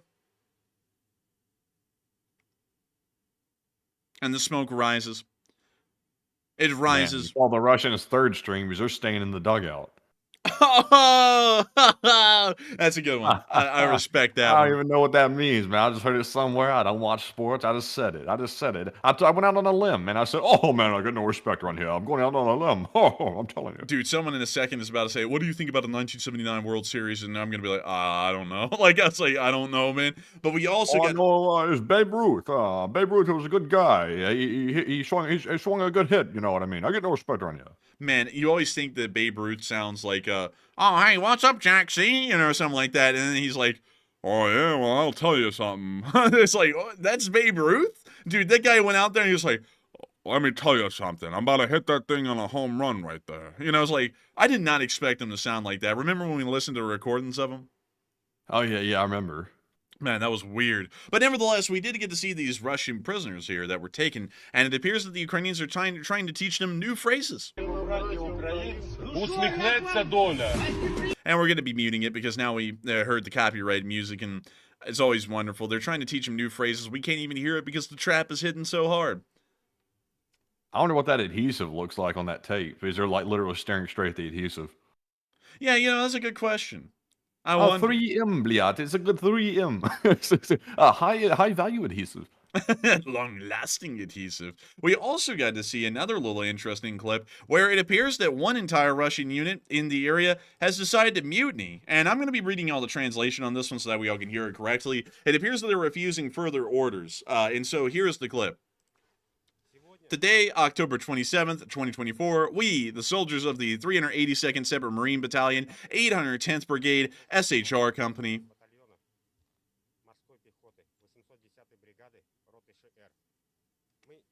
we report that we are being sent to slaughter as cannon fodder in frontal attacks on enemy fortified machine gun bunkers.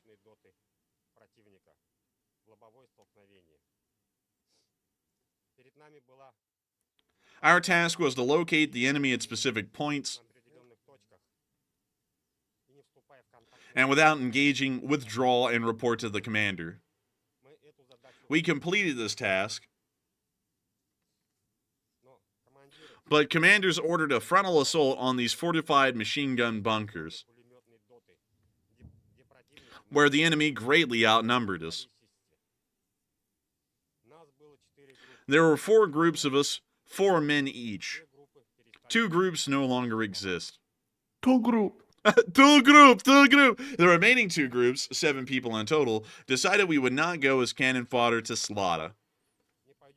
Also, I don't mean to pause this in the middle of such a dramatic delivery, but is that the Chad man right there? Like, dude, You got the Chad man on the left, you got the bomb squad disposal on the right, and you got the goon in the back. Hold up, dude. I gotta go find the Chad man.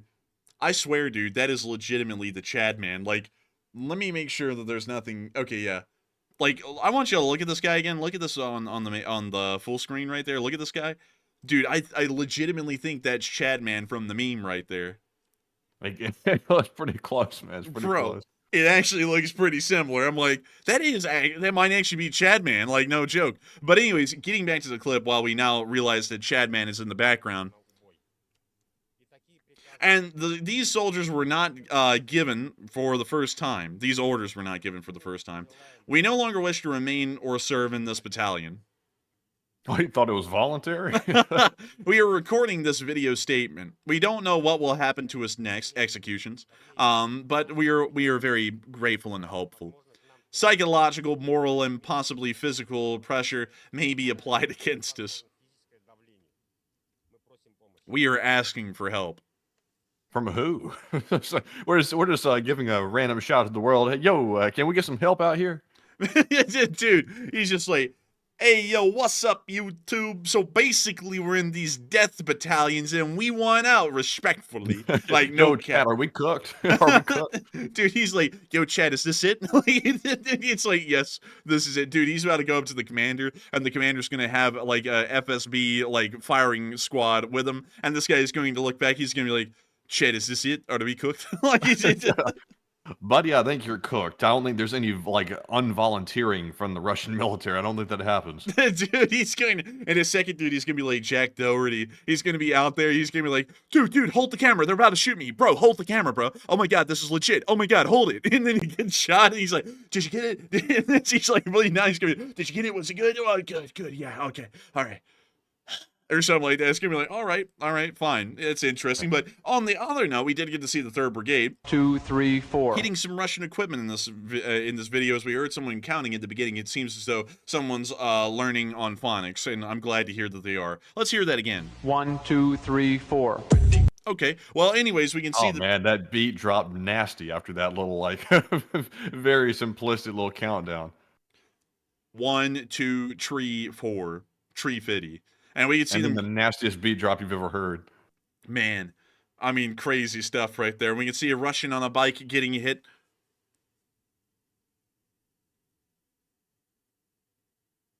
And we can see them hitting a buhanka as well. And they blew that thing away. Also, by the way, I hear trick-or-treaters outside the door. Oh, God. Are you for real? Yes, I heard someone's mother out there talking. I hope they're not about to knock on the door. Oh, no. Hey, don't knock on the door. I don't have any trick-or-treat. I was serious. We're working right now. Leave us alone. Please. I'll have to go find that one Reese's Fast Break out of the pantry real quick and go give it to me like it's all I got. Man, we only do have like one Reese's thing in the fridge or wherever the hell it is. It's like in the pantry or something. But anyways, moving on from that though, hopefully we do not have trick-or-treaters knock on the door because, like, you know, it would be unfortunate we don't have any candy for them. Like, quite honestly, we didn't even think about that today. We're just working as usual. But moving on from that, we did get to see a supposed North Korean that was captured on film. They appear to be fairly wounded, so we can't show it here on YouTube. But if y'all do want to see it, the link is in the description below on our map. You can go click on the link for that map, go straight to this marker in the Kursk area, and watch the video for yourself. It actually showed what appeared to be a North Korean soldier, so we're thinking that it most likely was one. If it walks and talks like a duck, it's got to be one. But moving on from that and into the location unknowns, we did get to see the Ukrainians conducting a special delivery with a Humvee. And it was a very interesting one, without a doubt. But here it is. All right, we're going to be muting that, but we can see the Humvee rolling by with some kind of an interesting trailer. Man, that's actually kind of interesting. That is the Ukrainians, correct? Yes. Okay, I thought so. That trailer looks like something used for, like, farming, like taking the grain away or something like that. Man, it really does look like an agricultural type beat, and I think it really is an agricultural type beat right there. I don't know what they're carrying in it, though. But moving on from that, though, and into our next clip, we did also get to see that the Russians from yesterday with that crappy car that we showed y'all on stream, well, now they're not transporting dead Russians in it. They're actually transporting loot. They're robbing people blind. Hey, let's give it up to the Russians in the jalopy.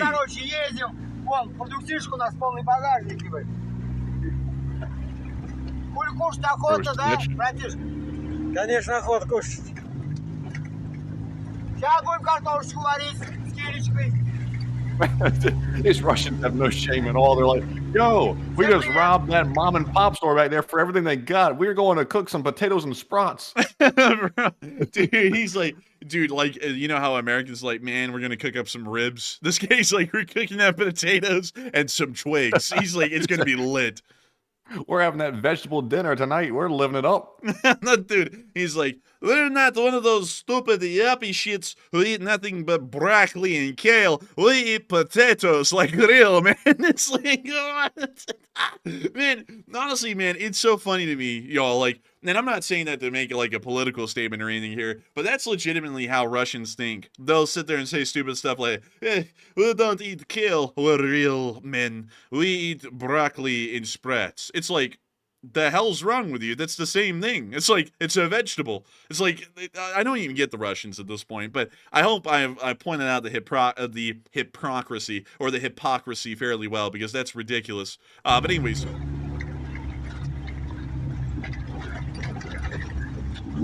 Man, honestly, this is a look into Hot Dog Man's daily life. Yeah, I just went and drove my vehicle around without registration and didn't pay the ticket. Now we're going to go home and smoke weed, boy. It's like, yeah, it's like, let's go, Hot Dog Man. Once I hope again, he though, stole some WD-40 to like grease up those shocks or something. They're squeaking. once again, though, I do have to say this: he is too scared to put us on blast in public now, so he's now sending memes through his Discord instead of putting them out on Twitter. I mean, come on, don't be shy. Share with the rest of the class the meme that you had. I liked it personally. Like honestly, man, we ought to show that on stream because it was funny as hell. But anyways. Ну,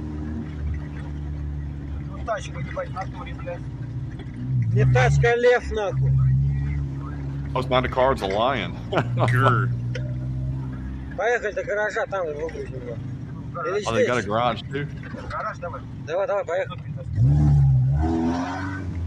Oh, this clutch right here. I feel for it. Oh, it's done for, Поехали man. дальше. Дальше гараж.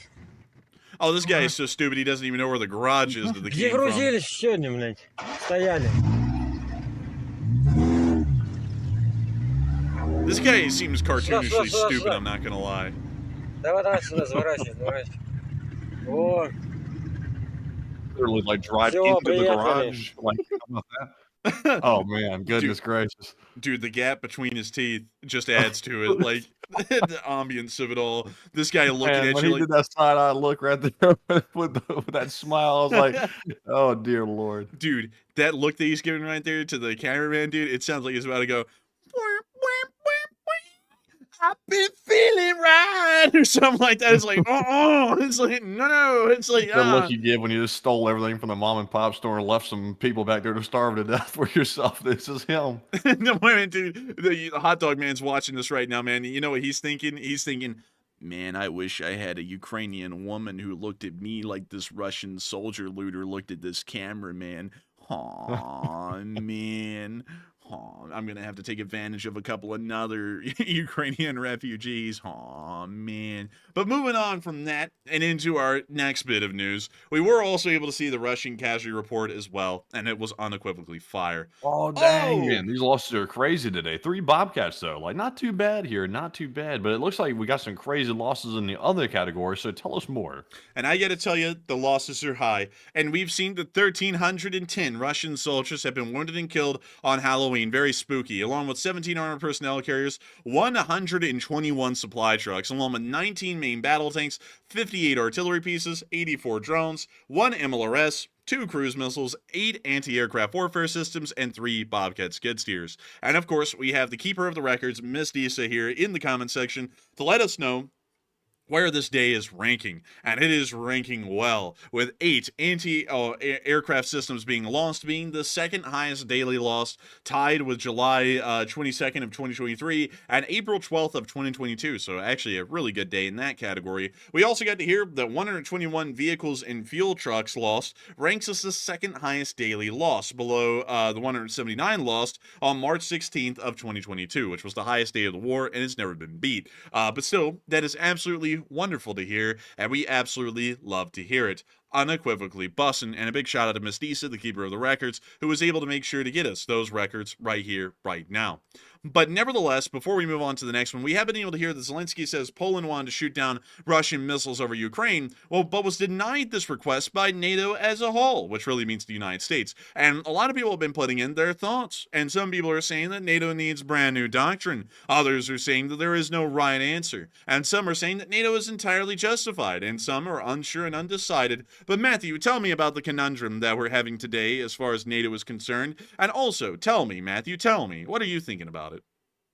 So about 72% of the audience said NATO does need new doctrine, while 12% said there's no right answer, and only 9% said NATO was justified in telling Poland they can't do that. So like the enforcer said, meaning NATO here basically means the United States. The U.S. told Poland that they were not allowed to go out and use their military like they want to use it. So in other words, we told Poland, you're not the boss, we're the boss, and we're going to basically tell your government what to do, which is certainly not a doctrine that I think is good. NATO is a defensive alliance. It's not an alliance to control the other countries. It's an alliance to have cooperation and mutual respect, and not with the United States basically holding the cards and telling these other countries you can't do this or you can't do that. That's not the way it's supposed to work, but that's the way it seems to be working right now. So I would say that if Poland wanted to shoot down missiles, and especially to help out our ally Ukraine, which we should be helping out, then we should have let Poland do that. Now, one thing I will say is this. If all of a sudden Russia decided to retaliate against Poland for doing that,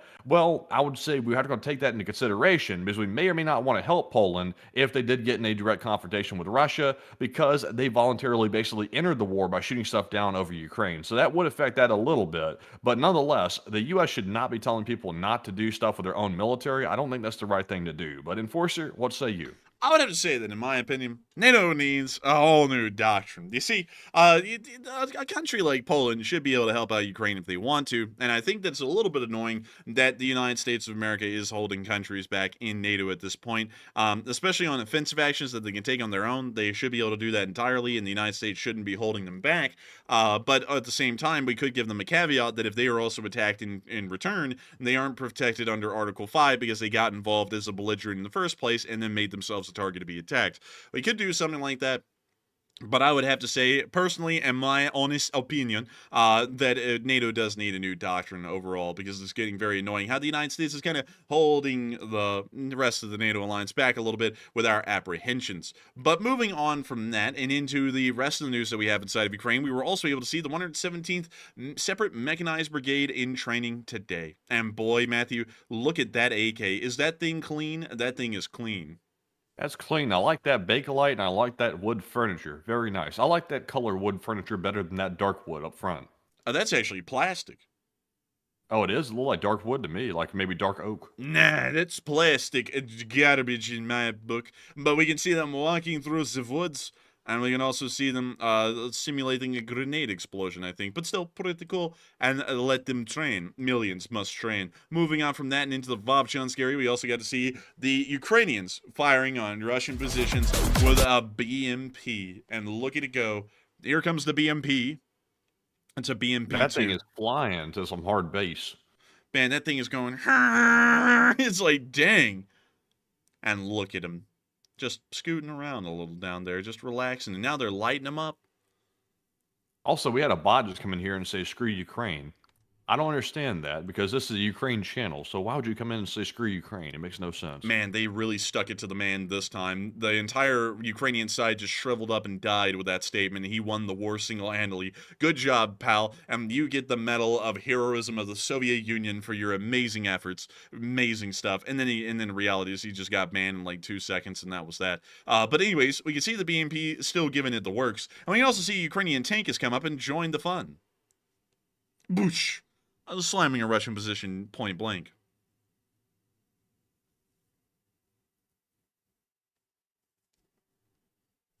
Oh! Oh! JJ said bans him. We're way ahead of you, man. He was banned in like 2 seconds. Like it wasn't even a long time. By the time I tell you about it, it's in history. By the time I tell you about it, because they get banned within like 2 seconds. Yeah, it's in the books. He's gone. But beyond that, we also get to see the 57th Motorized Rifle Brigade hitting some Russians with some drones today. Y'all want to see it? Let's check it out. We see the drone coming on in, and oh, an entire load on the back just wiped out. Oh my lord. Insane. You know something, Matthew? I'm curious. I'm curious. Is the hot dog man on tonight? Is he on? Is he not coming on then? I gotta know.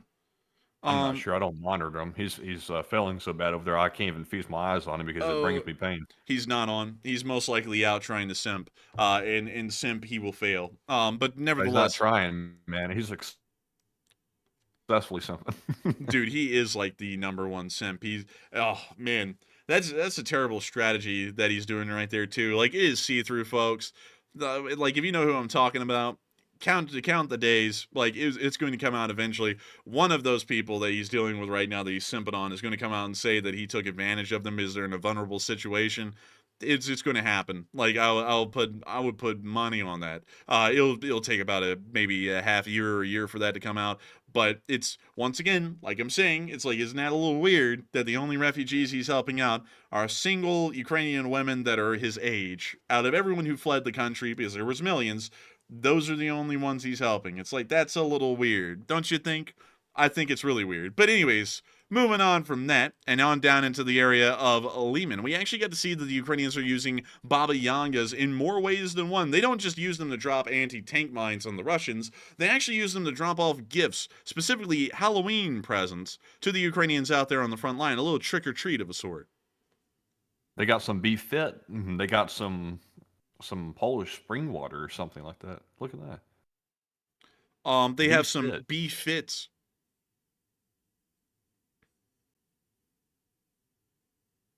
What's it wrapped in? Like a recycled water bottle or something? I think so. Like, yeah, I think it is.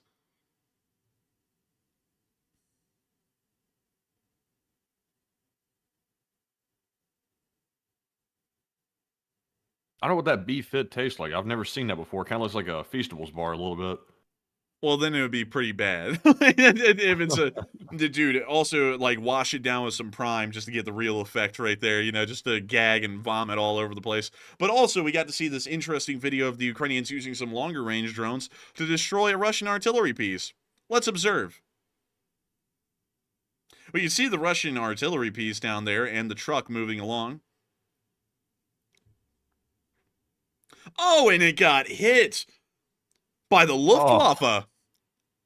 The Luftwaffe, they came back. Geschlägt war like many in Deutschen Volk. Dude, the imagery here, I'm not gonna lie, man. It's like, what the hell's up with this? But we can see. Oh crap! I just saw what you were talking about. I was focused on that truck so much I didn't see the images on the side of the screen. Oh my god! And I'm not gonna lie, man. Oh damn, I don't think man! What the hell is up with that, man? Like they ought to know, like before they put stuff like this up, this is gonna be like obviously interpreted a certain way, and those colors and everything. I mean, they need to get like fix that. I'm not gonna lie, man. I don't think this specific unit's beating the allegations this time, man. This is a little too out there, like to be entirely honest.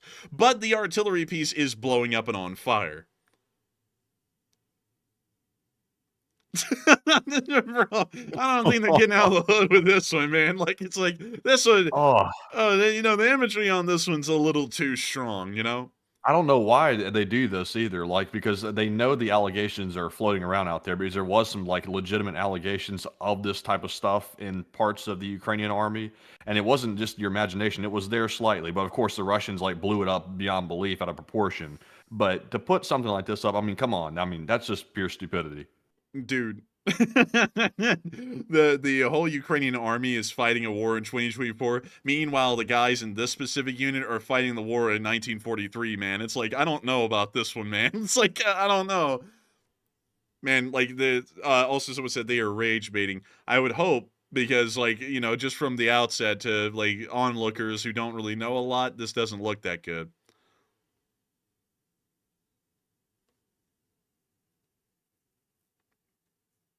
But we can see the supply truck down there continuing to burn. Oh, it's a nice, good roaring flame. And also, AF Kaplan said that's a valid point that I said about the imagery here, and the AFU should exercise more discretion in the area. I will say this overall, like you hardly ever see any of this. By the way, like it's very, very rare. There's only like certain groups and certain units, like just like a few or maybe a couple that do this, and apparently this is one of them. So they really should crack down on that, like the AFU, because they don't promote this type of stuff. It's only one or two units. They should really crack down on that heavily because it puts a bad look out there. Yeah, that's what I have to say as well. Like the whole thing we're kidding about with this, it's something certainly to make fun of these kinds of symbols being used, but it doesn't put out a good image because like people can say they're rage baiting, but this isn't an internet forum and it's not like they're trying to get updates on Reddit. This is a war and there's an actual propaganda front being fought all the time on the internet, and this can easily be construed in a very bad way. I do think that the Ukrainian Ministry of Defense ought to come down and order these units to change these symbols immediately, because that is not a good look. Like, this unit does not represent this, of course, but if you looked at this on just at a quick glance, you would think that this is some sort of a neo-Nazi group. Like, no lie. So I would say someone said the Iron Cross is pre-Nazi, and it is, but at the same time, though, that eagle is not. Like, that specific eagle right there. Huh? And that color scheme too is not good. Well, actually, the Iron Cross did have that red ribbon in pre-Nazi times, but that eagle specifically, that is the eagle of, like, let me, you know what, let me go get it so that way people know, because I know there's going to be some defenses made for this, but this is just bordering a little bit too close on the symbology for there to really be made good defenses for this. So let me go get, let me see here, let me go find them. Let's see here. Oh, geez. We want to go here, and we want to find the specific one that we're looking for. And let me go to... Also, like Lucas said, he said it makes requests for aid to be challenging in the future for Ukraine. It does that, but mainly, though, the main thing to me is it plays into that Russian propaganda, the whole idea that the Russians are going and crushing Nazis inside of Ukraine, which is total bogus. There are, obviously, in every society, one little fringe group, a very small number of people that are like that, but it's small, and it's like that in Ukraine as well. A very, very small group of people that's like that, and Russia took that and ran with it and said, we're going to go in there and eliminate the whole country, which they claim are Nazis, which is total bogus. And this right here certainly doesn't help that propaganda to be, dispelled. Also, really quickly, this eagle right here, because some people are like, oh, like, well, maybe it's just, just modern German imagery, or, it's not really like exactly Nazi, it's just pre-Nazi. This eagle in particular right here only came into being when the Luftwaffe was brought under the control of Nazi Germany. You can see the eagle right there, literally the identical one. So there is no real kind of defense that can be made. The Ukrainian Ministry of Defense needs to come down to this unit and tell them this ends today and to change the symbology. It's not a good look. Like if you have to explain to someone, this is actually a joke and rage baiting, that's not a good thing on a propaganda level. The imagery needs to be straightforward and convey exactly what they're about. Like, that's the honest truth. Also, one more thing. Let me go get the actual modern Luftwaffe symbol just to show y'all, because it is different. So let me go here. Let me go find the modern Luftwaffe. Oh my goodness, this is a lot that they wrote about that. So here we go. So this is the modern German Air Force emblem. So let me go show y'all this. This is their modern logo. The eagle that we saw is specifically from the Nazi era. They do not have an eagle like that in the modern day. The pilot's flying badge does not resemble the other one at all, even by a small semblance. That has been completely erased in the denazification programs post-war inside of Germany. So, like, that eagle in particular, there's no way to really say, oh, that's like a modern eagle or a modern play on the Luftwaffe. It's really not. And also the kind of text pattern that's being used here specifically calls back to a certain kind of an era. So, not now, of course, I'm not saying the Ukrainians are Nazi, but I am saying that this unit needs to change their symbology immediately. But moving on from that and out of that clip, we're now going to be moving on into the area of Chasiv Yar, where we were able to see a 2S3 Akitsia on the Ukrainian side, ready for fire orders, just sitting in the forest, waiting for action. And it is nice to see. Look at that thing. It's just an amazing looking SPG. They're moving it around, actually conducting some fire support missions later on in the day. Look at that beautiful stuff. So beautiful, man. I like to see it, man. That fire is just everywhere. Oh, that fire that just came out of that rocket. Oh, man. Oh, man. And moving on from that, we also got to see a little bit of action today on the outskirts of Seladovi by a Ukrainian BTR-4 in the streets. Oh, man, that Russian came down at that angle. I said, oh, man, this isn't going to be good. And then that Russian, he landed right on his feet, and then he crumpled. And I said, oh, man, I was worried about him. Man, I'm telling you. And also, let's see here. 1 second.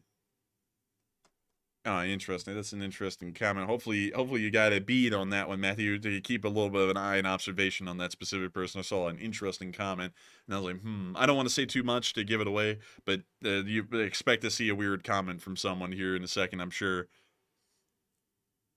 Keep an eye out. And we can see the BTR continuing to fire down the street.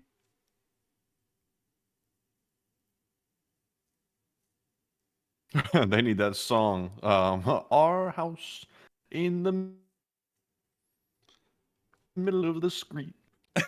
Dude, the Ukrainians are like, their house, it's blown up in the middle of the street. It's like, that's what they do. But moving on from that, and a little bit further behind the lines, we also got to see some Ukrainian Su-27s firing off some harms. Check this out. There it is. And in a second, it will fire. Whoosh, there goes the missile. I like that little pointer at it. Yeah, the giant hand. It's like, look, there it is. And there they go. They're turning around and leaving the area immediately. But still, a really cool clip.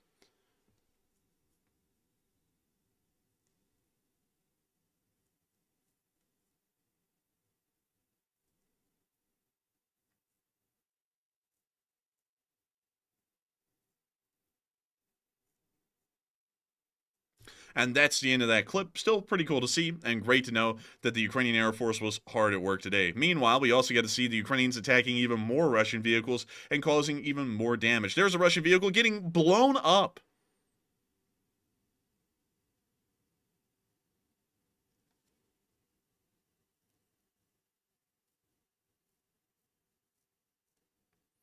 And we see multiple Russian forces just getting slammed. It's a bad day for the Russians, a great day for the Ukrainians.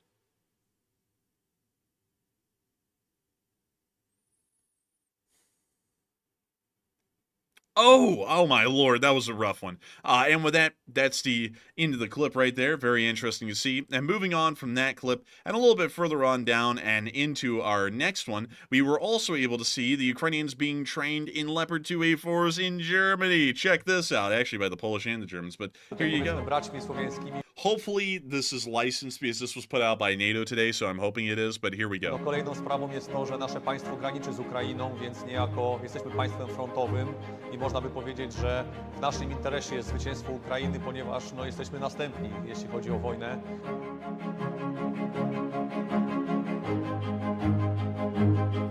That's a beautiful tank, Governor. I love it.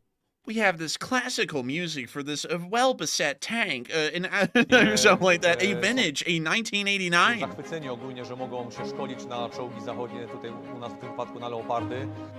Co Leopard wnosi na pole walki? Jest to czołg przede wszystkim skonstruowany gdzieś tam w duchu wojny manewrowej, czyli jest bardzo mobilny, dysponuje bardzo zaawansowanym systemem kierowania ogniem.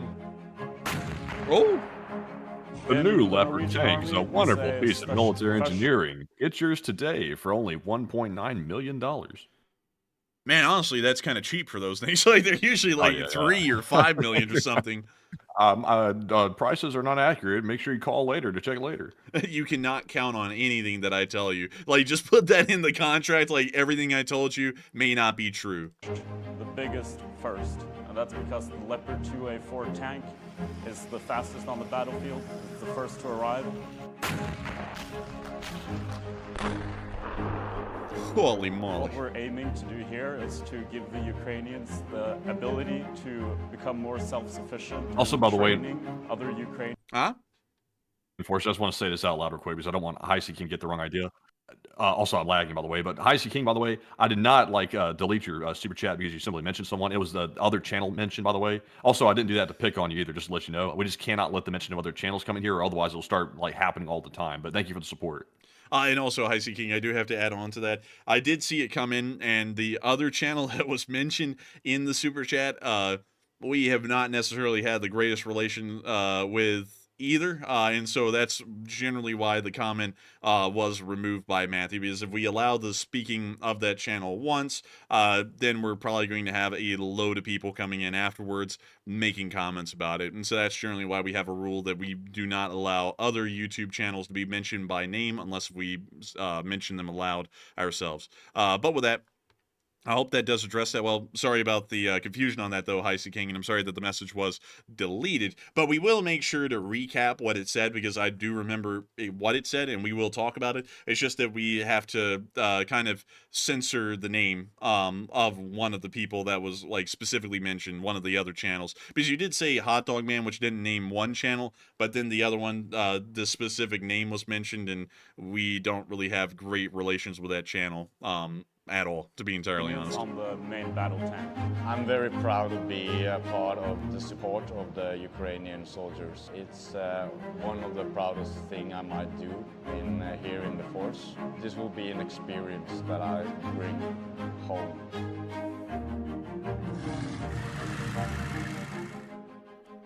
but still a pretty cool clip by NATO, and great to see that they are out there continuing to train Ukrainian forces on using and operating the Leopard 2A4. But without further ado, it's now time for us to move into Kyiv and cover the speech from President Volodymyr Zelensky here on day 981 of the war. And it doesn't look like we actually have a speech on the website, so really quickly, let me go to YouTube and let me see if I can find it there. I'm sure it's going to have some sort of a dub, so hopefully we can have Matthew racing to find one as well, so that way we can have a speech. And so let me see if I can find the President of Ukraine's YouTube channel. I'm racing to find the speech. I'm trying to get a long-lasting speech. I said I need speech.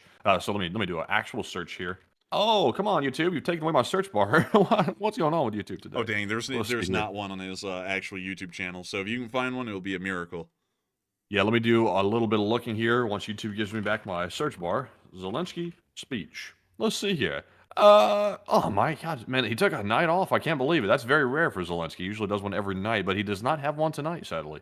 Dang. And with that, that is the end of the speech from President Volodymyr Zelensky, because we simply do not have one from him. But that is going to be moving us on into the second segment of the stream early, where we get to talk about all of y'all. And, well, we get to talk to all of y'all, not talk about all of y'all, but get to talk to all of y'all. I'm trying to make sure to follow something along in the chat and make sure that no hard feelings were had with what happened just a second ago. But nevertheless, I hope that we will have an incredibly fun time in this segment. And make sure to stick around, because we always do. And so, Matthew, what do we got?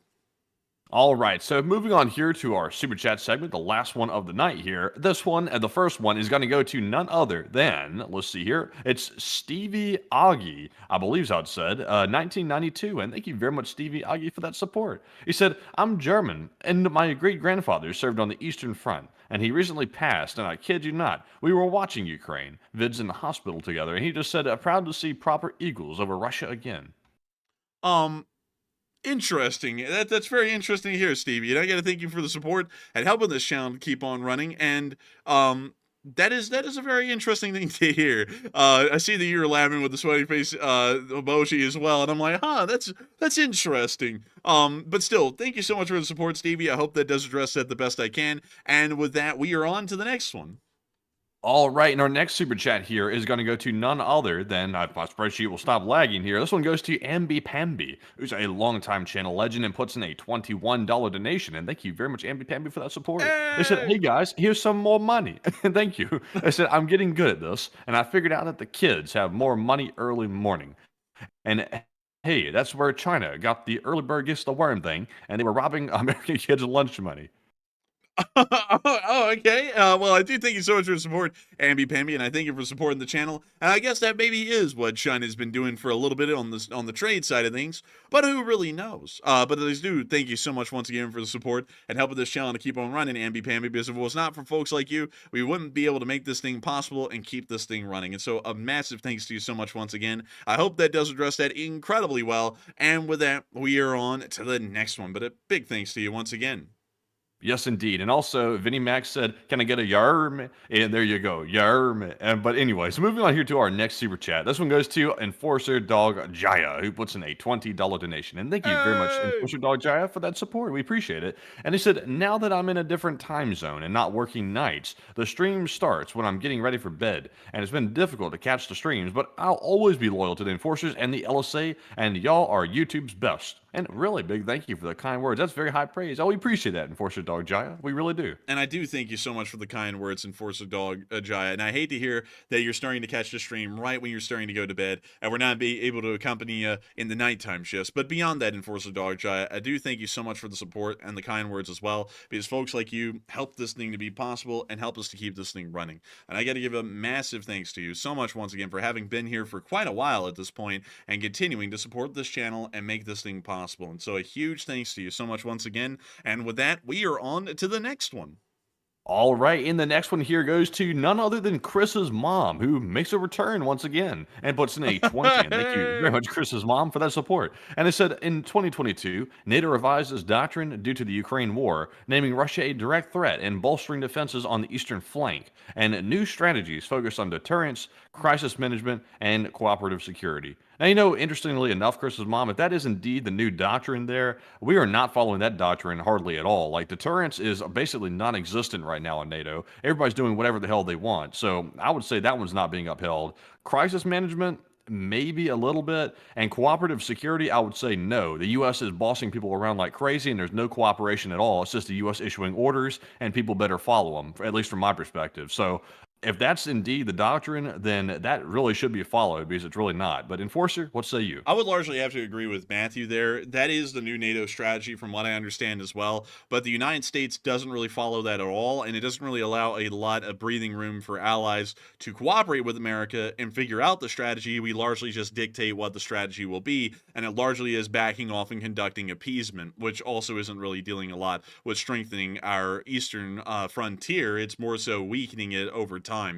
So that is interesting to hear, really, when you think about it now. It's a juxtaposition completely to what the United States and NATO really is doing at this point, but it largely is because of American leadership, and it's something that I'm generally unhappy with at the moment with how we've been dealing with the Russians. We should be dealing with them a good bit more aggressively. And I always see some people say, oh, but if you dealt with them aggressively, it would exacerbate the matter worse because then they'd be able to say that we're mean to them. And it's like, well, yeah, that's kind of the point. Like, I always find that weird, Matthew. Have you ever seen that? Like, there will be people who argue against this, and they're like, well, sure, I mean, they would stop flying drones into our airspace and people would be safe, but then they'd be able to say we're angry at them. It's like, well, yeah, it's like, that's the point. They're supposed to get that idea. They're not supposed to do this kind of stuff. It's like, that's the whole point. You know, they do something stupid, there's consequences. That's how it should work. We're not into the idea of like gentle parenting the Russians.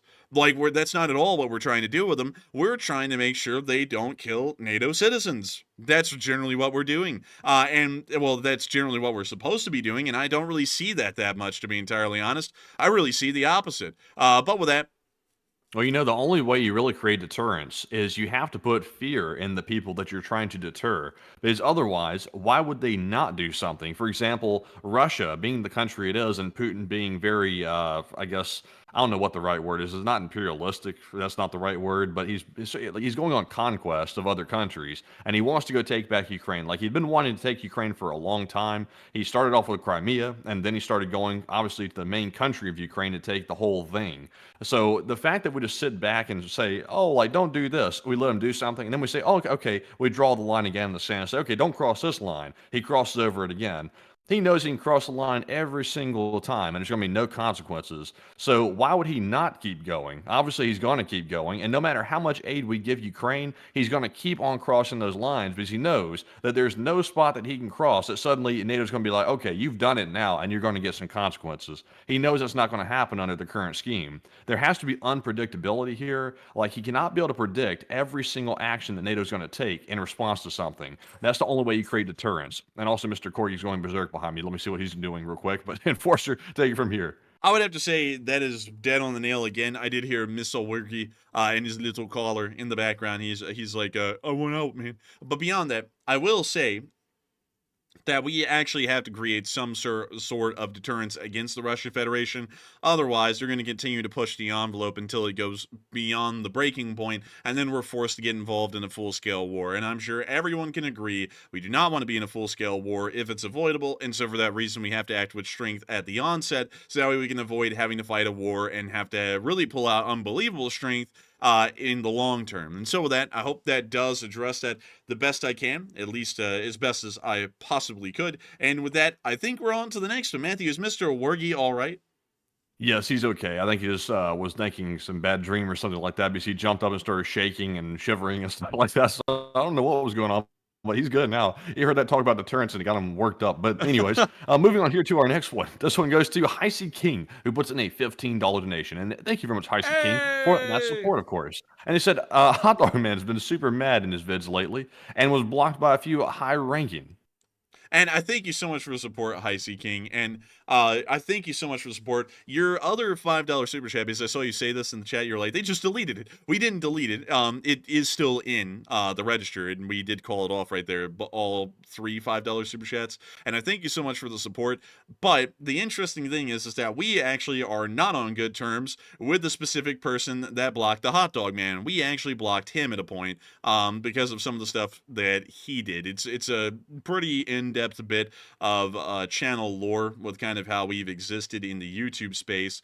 But to try and give the short run, Heisey King, so that way you can see why why we did that and why we censored that specific statement to make sure that that name was not mentioned.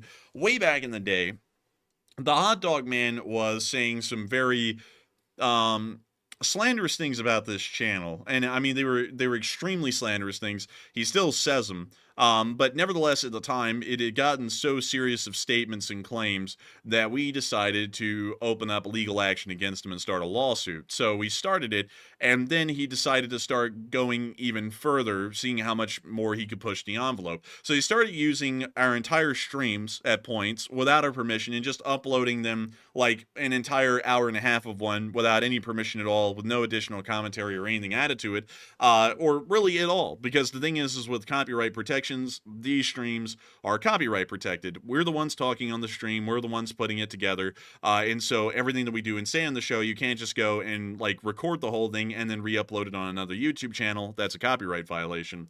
And so we decided to start taking down the videos, the best way to put it, because he was continuously using our copyrighted material and not backing off at all. And in fact, every time we approached him and said, look, we'll take it down if you delete those and never show our footage again, he would just double down and then do it again. So finally, he built up enough copyright strikes to where his channel was actually going to be deleted by YouTube because he kept on infringing on our stuff.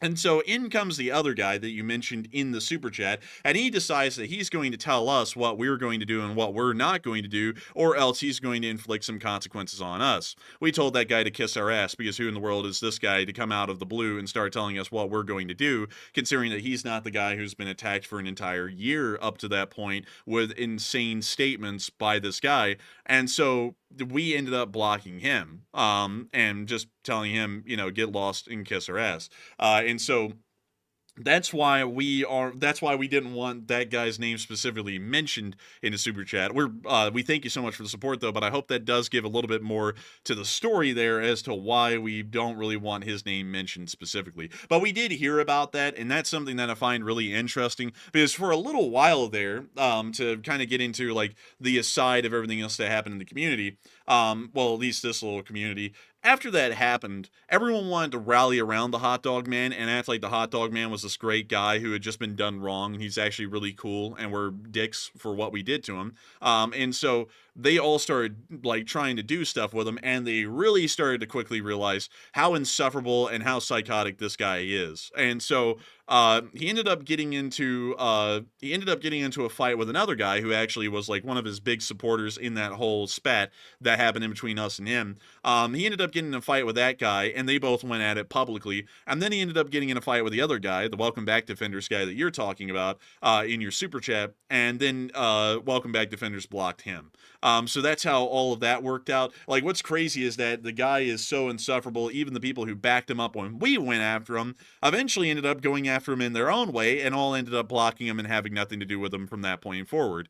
And it's like that, it was this whole stupid saga, and for some reason, even after they had personal experiences with the guy and they blocked him and they went off on him in the public, they're going to act like our displeasure with how they went about things at the time is just unfounded and there's no reason. Like the Welcome Back Defenders guy you mentioned, we have at some point we started to make a little jab at his intros that he has to his videos, and it apparently started grinding on him so bad he had to make an entire community post about it, and literally direct his entire mob of people at us to literally just pretty much brigade the channel in a very subversive way. And it's like, you know, we never mentioned this guy's name, but once again, like everyone else, they'll go and clip us in a community post and have their entire community brigade us. They don't even know anything about us, but they came over and brigaded us just because the guy said, look at this, and then misrepresented an entire statement that we had made about that whole deal. But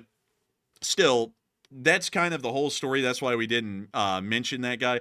But to be entirely honest with you, at least in our personal experience, and this isn't a statement I'm going to back off of, because the Welcome Back Defenders guy sat there and acted like, this is a terrible statement, and it's like, it's actually true. Most of the people who started off in the Ukraine war sphere are very...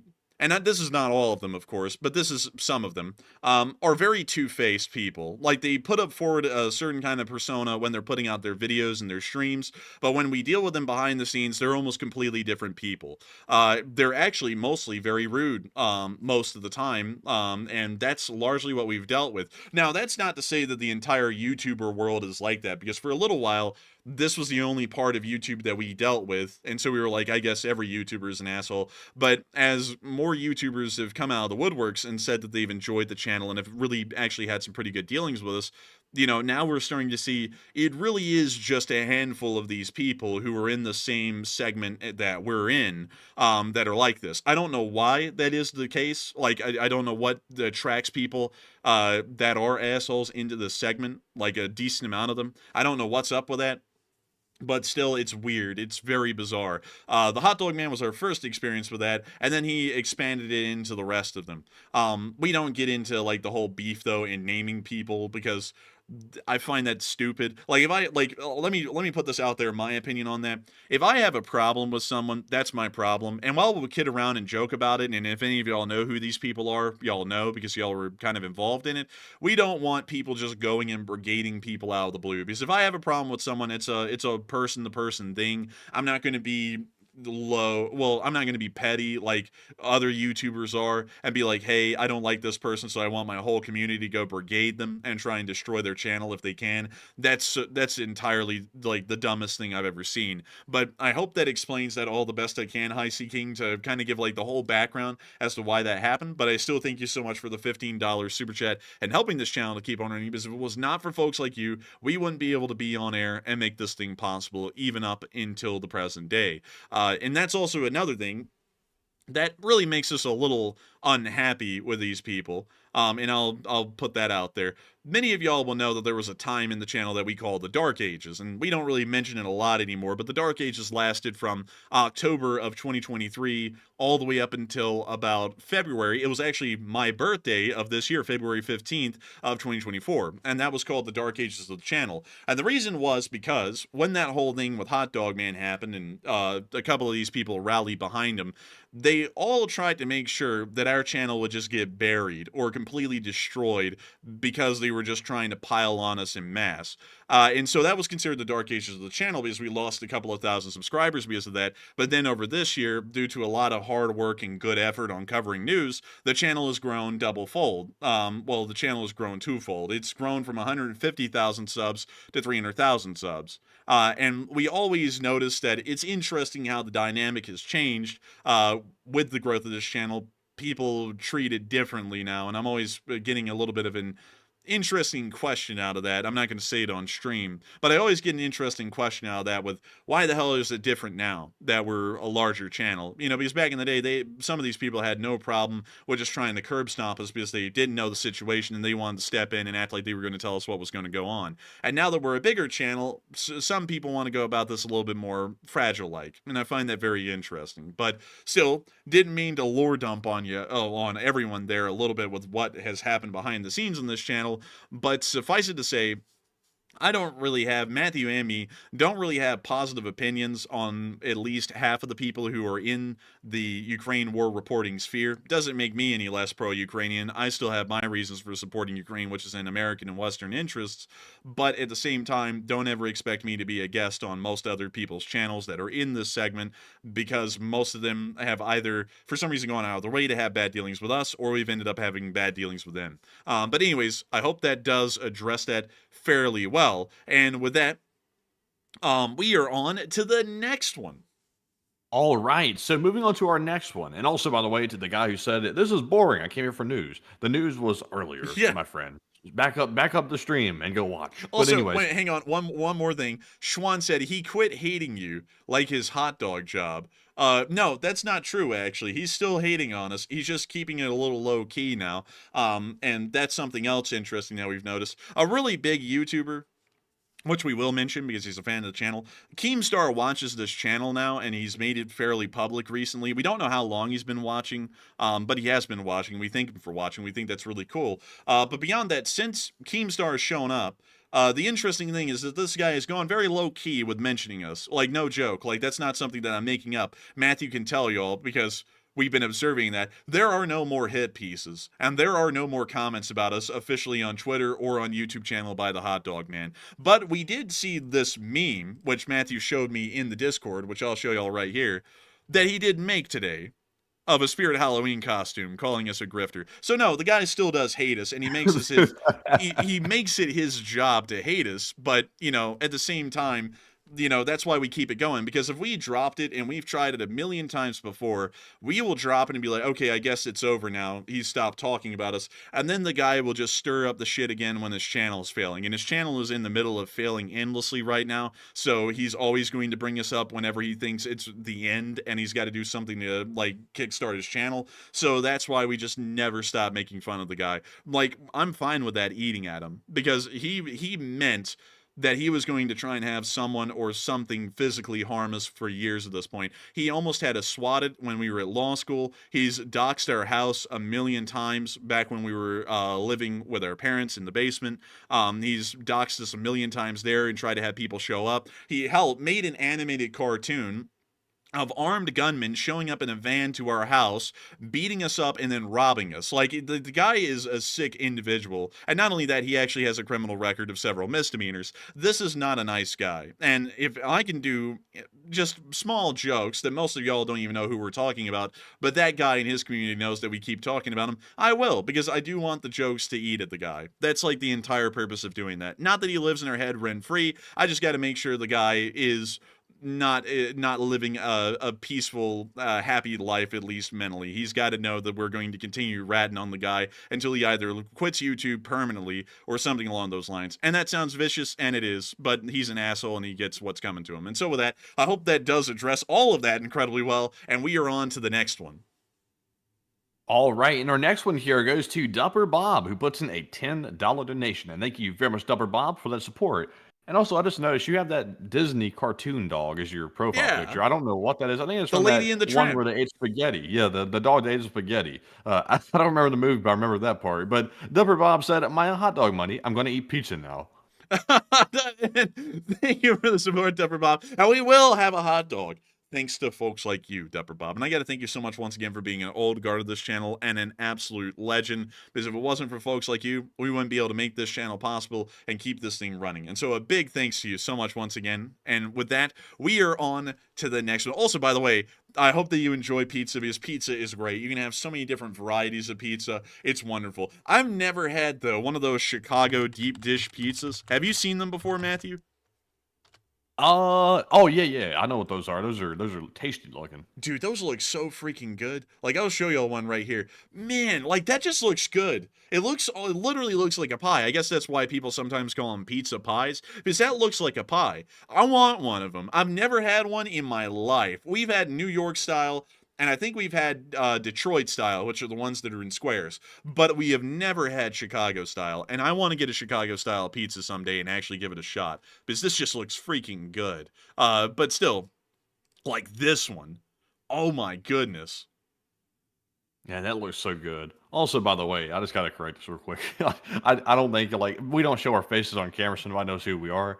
That the costume, like, meme thing right there, someone said, you don't even look like that, Matt. That guy's a blank. That was actually not my face on the thing. That was mine. That was Enforcer. That was not me. So that's the Enforcer. I don't have a beard. I'm clean shaven. So a little bit different. But also, that is my shirt, though. That is the shirt that he's wearing. Also, I do have a full beard now. Like, the goatee isn't a thing anymore. I have a full beard.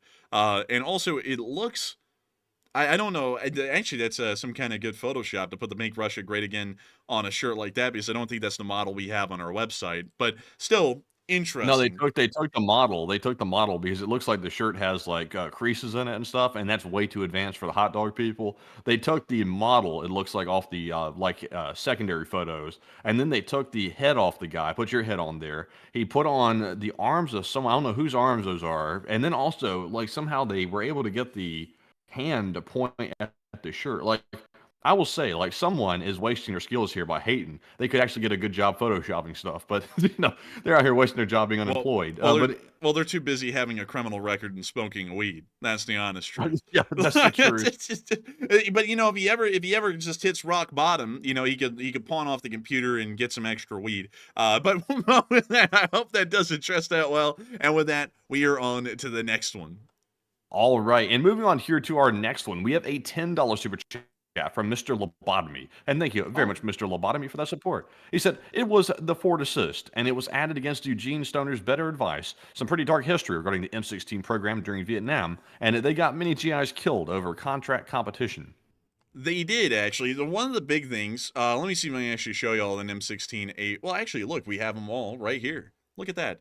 They literally have the M16A1, the A2, the M4A1, the carbine, and then the M16A4 all in one picture. This is actually a pretty good example here. So with the M16A1, and this is not the M16, this is the A1. With the M16, and let me see if I can show you all the original one without the forward assist. Let's see here. Where in the world is it? Man, they're going to not show the M16 with a forward assist. Well, without the forward assist. I don't think they are, actually. Wait a minute. There we go. This is one without the forward assist, because when it was originally made and originally issued back in 1960, I think it was 1964 to the Air Force and then 1965 to the Army, it did not have forward assists on the original ones. And the reason why it didn't is because based off of Eugene Stoner's specs, and also based off the specific cartridges that the rifle was designed to use, jams were rarely ever going to happen, and if they were, it could be dealt with the actual charging handle and not a forward assist. But nevertheless, the Army ended up doing something a little bit weird with the original M16s, and this is why it ended up getting a bad reputation. The Army believed for some reason that the M16s were self-cleaning, and no matter what kind of ammunition or how foul the powder inside of the cartridges was, the M16 would run just fine. And that's obviously not true. That fouls up the rifling, and not only that, that fouls up the direct impingement system, which will eventually gunk up to where it fails to fire or fails to circulate its entire cycle after enough rounds are fired. And so the Army would issue these. The grunts that were given these would just fire these things to hell and back, using the corrosive ammo that the Army was providing, and it would just end up gunking up these things to hell and back, and they were practically unusable after a short while. And so everyone was like, oh my god, this thing sucks, the M14 is way better. And the reality is that if they were using the right non-corrosive cartridges, it would have been fine. I mean, this thing would have run amazingly for quite some time, but they still needed to be cleaned. And for some reason, the Army was telling people, don't clean it, it's fine, and that makes no sense. So that was generally why the M16 had a dark history in Vietnam, was because corrosive cartridges were being used, which is just horrendous, like, for this kind of a design. And then there was no cleaning involved either, which is also a fatal combination that would lead to a critical failure of these rifles out in the field. Beyond that, these things are pretty good. Like, the M16 rifle is still in service to this day as the official service rifle of the U.S. Armed Forces. It is the longest serving rifle that has ever served in the U.S. military. Crazily enough, that's actually a true statement right there. No other rifle has survived this long as the standard issue rifle. Not the M1 Garand, not the 1903, not the M14. None of the weapons before the M16 have survived this long. And it survived because it does really well. It is a great rifle for what it is. The original ones were lightweight, but at the same time, though, if you give out stupid ideas like, don't worry about cleaning it, and also don't worry about, don't worry about using corrosive ammo, we'll just use corrosive ammo outside of the specs that Eugene Stoner gave for the rifle, it will end up failing. I think it's great, though. I see Stephen Garrar saying it's still a POS. That, I guess that's an opinion thing. I personally think they're great. I actually have an M16A1 and an M4. And, of course, they're both semi-automatic. I have to put that out there. But they're still, it's largely an M16 without the burst fire, option to be selected on it. And also an M4 that also does not have the burst or auto option to be selected on it. They're both semi-automatic. But they are made off of the exact Army patterns. that are used in service, and I find them to be pretty good. I've never shot an M14, but I have shot M1 Garands. M1 Garands are great. I don't think there's anything wrong with them, at least in my opinion, but I've never put them in mud or gunk and seen how they performed in those kind of conditions. So that is one thing I have to say. Like, I've never shot an M14, but the ARs, the M16s, the M4s, I don't think they're bad. I would say they're far better than an AK, that's for sure. And what we're seeing in Ukraine is that they certainly are preferring AR-style platforms over AKs, which is showing that as far as modern assault rifles go, the M16 or the AR platform is by far superior, even compared to the AK in most conditions. And so with that, I hope that does address that the best I can, at least in my opinion, about the whole history behind the M16 in Vietnam and everything else with that. Because beyond that, I think it's a great rifle, and I think that Eugene Stoner and Armalite as a whole were certainly visionaries for their time that really laid out what modern firearms would look like from that point forward. And so with that, thank you so much once again. I hope that does address that incredibly well. And with that, we are on to the next one. All right, so moving on to our next one here. This one goes to Herp Derp NV, who puts in a $10 donation, and thank you very much, Herp Derp NV, for that support. They said, check out the Marin Headlands by San Francisco, California. There's a restored Nike missile site and a ton of World War II coastal gun battery forts open to the public, and would be a great stop for a West Coast trip. You know, that ought to be somewhere around here, I believe. It's right over here, somewhere along the coast. Let's see. Should be somewhere around here, at least from what I remember. And what was the name of it again, Matthew? I gotta find it again. It was the Nike, wait a minute, it was the Marin Headlands by San Francisco, California. The Marin Headlands. Well, I remember it being somewhere around here, and I'm not seeing it here. So let me see if I can find the Marin Headlands. Well, let me see. How is it spelled, Matthew? It's M-A-R-I-N. The Marin Headlands. There we go. Dude, I'm blind, man. I was literally right there. I literally zoomed in on it and went, oh, where is it? But beyond that, this is it. This is the meal. And so we're going to move down here and show y'all this little spot. So let me see if I can get this to y'all. So this is Battery 129. This was in World War I and World War II a coastal artillery fort, sort of. And then after the war, it ended up being a missile base, largely a surface-to-air missile base that fired off Nikes. And Nikes are pretty neat. And let me see if I can show you all this. Let's see. Oh, yeah, here's one of the World War I batteries. You can actually see a very similar one to what you would see down at Fort Morgan, or really any fort along the southern U.S. coast. This is Battery Rathbone. I would assume that this probably had 4-inch or 6-inch rapid-fire guns stationed at these batteries. They look to be somewhat smaller. And so let me see if I can actually get anything on this specifically. Let me see. Battery Rathbone. I'll put that in, and we'll see Battery Rathbone, and we should be able to get some information on this. So here's a picture of it. This is actually, according to the National Park Service, you can actually see a picture of it overlooking San Francisco, or at least the Pacific outside of there. And it actually did house 4 6-inch rapid-fire guns. So I was dead on the nail. That was pretty much what all of them were outfitted with for secondary armaments. There should have been a bigger battery somewhere in the area that housed some very larger armaments. For example, like 14 or 12-inch guns, those were fairly common at most batteries. And we actually do see some of the larger batteries over here. We can see Battery Smith Guthrie, which most likely housed 6 or 4-inch rapid-fire guns. We can also see O'Rourke. This was definitely, without a doubt, 4-inch rapid-fire guns, because those battery locations are fairly small. So let me see if I can pull that up really quickly. O'Rourke, and we should be able to find that right there. And so, dang, the National Park Service doesn't have one on this, but it actually was 3-inch guns, so these were actually a little bit smaller than what I was thinking. Down here in Alabama, it was fairly common just to see 4 and 6-inch guns, and then, of course, your main batteries. It looks like if any of them were the main batteries, Battery Alexander may have been one of the larger ones.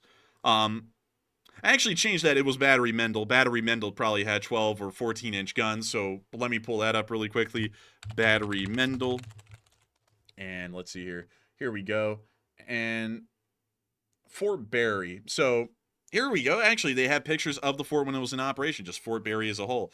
But we can actually see one of the soldiers in there. I believe that would have been a 1908 pattern uniform at that time, because this was from 1910. So we can actually see him walking around on one of the concrete sidewalks. Usually they were wooden sidewalks at the time. But nevertheless, we can see these fellas here. And you know, something that's really interesting is because these guys are in the coastal artillery, usually they wouldn't be outfitted with a lot. But these guys were actually outfitted with 1903s. Usually you would see like Crags or something like that in these kinds of coastal artillery units.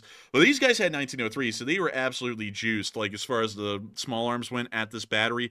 But let me see if I can tell y'all what battery Mendel had, because Mendel would have had huge guns. I mean, they would have been massive. And so, let's see here. Here we go. Here is battery Mendel's 12-inch gun. So they were 12-inch guns. I believe they had very similar size guns at Fort Morgan down in the Mobile Bay. But these things were incredibly cool. They're called disappearing guns, and that's because they actually would lay in a prone position before they fired. They have a pretty advanced hydraulic system and a counterweight where you can load this gun and aim it while below this concrete berm, and then when it's ready to fire, you press a button and the entire gun flips up above the concrete berm where it can actually fire at its target and have a clear line of sight. They fire, and the recoil of the gun will reset the hydraulic system along with the counterweight, and then it'll be ready to be reloaded again under the concrete berm. They're a really cool piece of technology that's been largely lost to time. A lot of people don't know about disappearing guns or what they were, but this would have been the main battery at this fort, is Battery Mendel. But beyond that, later on, like many forts, it was repurposed in time to start working with more modern weaponry than what we were seeing around World War I and World War II. And you can actually see some of that right here. And these are the Nike missiles that you were talking about. These things, interestingly enough, are not your normal surface-to-air missile. These things are actually nuclear tipped. Like, did you know that, Matthew, about the Nike missile? I didn't know that aspect, but I know these missiles just want to do it. Man, they just do it, and they do. These things, all of these, were nuclear armed. All of them had small nuclear warheads inside of them, and the idea was that at the time, these missiles didn't really have the good guidance system on them, so they weren't going to be able to hit a pinpoint target like a bomber, but they would be able to fly into the middle of a bomber formation and blow up a small nuclear warhead. It was almost a tactical nuke in size, and that would largely destroy an entire bomber formation that was flying towards San Francisco. So that's what this thing was actually made to do, and was made to largely be used as. But of course, they ended up being obsolete in time, so, you know, these things were pretty dated, I believe, in just a few years. But still, it's really cool to see these things in action like this.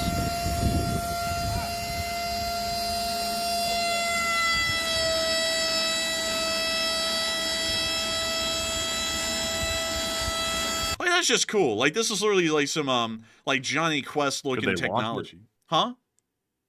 Could they launch it? I would like to see what it looked like. Nah, like, they can't launch it, but you can see the facilities. Like, they've kept them entirely restored and in good condition, so you can literally see every single part of these facilities and what they would have looked like back when they were actually operational in the 50s. So this is incredibly cool. You don't really see a lot of 1950s era tech or technology surviving into the modern day, because most of it was declared obsolete and pretty much just demolished. So it's pretty cool to see a base like this intact in the modern day. You can even see the bays that the Nike missiles would be lifted out of, and then they'll be carried on these rails to an actual launching platform and then launched from there. So with that, I hope that does address that well, and I thank you so much once again for the support and helping this channel to keep on running, because if it was not for folks like you, we wouldn't be able to talk about cool pieces of history like that. And so with that, thank you so much once again. I hope that does address that incredibly well, and we are on to the next one. And also, by the way, I have those corgi pictures that everybody's asking for. It's in your Discord, by the way. Oh, let's take a look. Oh, look at the miso orgi. That was a great picture, man. Look at the miso orgi. He's so big. That's a fantastic picture right there, man. He was enjoying that walk, and he just got a fresh new harness too, so he was enjoying that as well. And also, the Sheba was over there too, taking a nice break. It's the walks are a little bit harder on her because it's you know, it's a lot of exercise and she's not used to it, but she likes the walks. And both of them just very, very nice dogs, very well behaved, sweet dogs. And little baby Sheba, she is a little chonky, so she has a harder time with the walks. But she's a sweet little baby, and so is the Malsuwa Warg. But the Malsuwa Warg is truly a fitness freak. I don't think he ever gets tired. Well, actually he does, but he doesn't really get tired on the walks. He just gets tired when he thinks about the walks after it's over. But still, absolutely precious dogs, and we love them so much. They're both amazing and incredible, sweet little babies. But with that, I hope that does address that the best we can. And with that, we are on to the next one. And the next one here goes to Sir Real User 9, who puts in a $10 donation. And thank you very much, Sir Real User 9, for that support. He said, Scotty, fix the engines. Captain, I put a hot dog in the warp drive. Have you got any mustard? Man. Scotty, what's going on down there? I can't tell you what's going on. The hot dog man's in here. He's causing havoc or something like that. Captain, she's got to tear herself apart, Captain. Captain, I don't think we can tolerate it much longer. If the hot dog man's down here, it's going to rip apart just like his channel or something like that. And it's like, Scotty, you got to do it. He's dead, Jim. Damn it, Jim, he's dead or something like that. But anyways, thank you so much for the support, Sir Real User 9. And I got to say, I appreciate the Star Trek reference. I still think that the original series and the Next Generation were the best Star Treks to ever be made, period. There's just no competition. And so with that, I know someone's about to come in and be like, no, Deep Space Nine. Look, y'all, I'm just saying, like, I didn't like the ending to Deep Space Nine. So we're supposed to believe that the entire Star Trek universe, according to Deep Space Nine, is inside of the mind of someone who's, like, I think they're, like, legitimately, like, crazy or something, and they're in an insane asylum in the 50s. It's like, that is ridiculous. Like, that completely pisses on the whole Star Trek thing. Like, Deep Space Nine was great until the ending came around, and then I was like, what? We're gonna, like, wait a minute, we're just gonna say literally Star Trek, the entire thing, the original series, the Next Generation, like, everything else, is all just inside of this guy's mind in an insane asylum. It's like, that's, like, the dumbest thing. Like, that was the dumbest ending to a series that I had seen, and I was like, what the hell? But anyways, with that, I hope that does address that well. Beyond that, though, Deep Space Nine is goated. Like, it's just a great series. But I will say, Voyager, I don't know about Voyager. Voyager was, like, meh. It wasn't, like, great, but it wasn't terrible either. It's just that some of the characters, like, the writing for them wasn't that good. The actors were trying so hard to sell them. Like, I feel sorry for the guy who was the actor for Felix, like, that character, Matthew, you know, like, the cook. Oh, yeah, I remember him. Yeah, like, he was trying to sell the character so much, and you gotta respect him for that. He was really giving it his all, but the writing for the character was terrible. Like, it was just like, it was like, that wasn't that great. And then also some of the other characters were just like, they were kind of bland. Like, they didn't really give them a lot. But anyways, with that, I hope that does address that well. And also, The Wrath of Khan is the best Star Trek movie ever. The one with the whales, I don't know what they were doing with that one. I think that was literally just to make a movie. But that one was great. That one was incredible. And so with that, I hope that does address it the best I can. Also, Eugene Min said, do you ever watch the series Picard? Yes, I did. And I didn't watch the second season. It wasn't that good. Like, I'll have to say that in my opinion. Like, it would be good if they had just made a series on its own, but I don't know why they had to piss on the legacy of Picard. Like, Picard is, in my opinion, a greater captain than Kirk. Like, if we're talking about, like, the lore as far as things go, Picard did more than Kirk, and Picard, honestly, was more an upstanding officer of Starfleet than Kirk was. So why in the world was it in Picard, like, he's having to atone for his sins the entire series?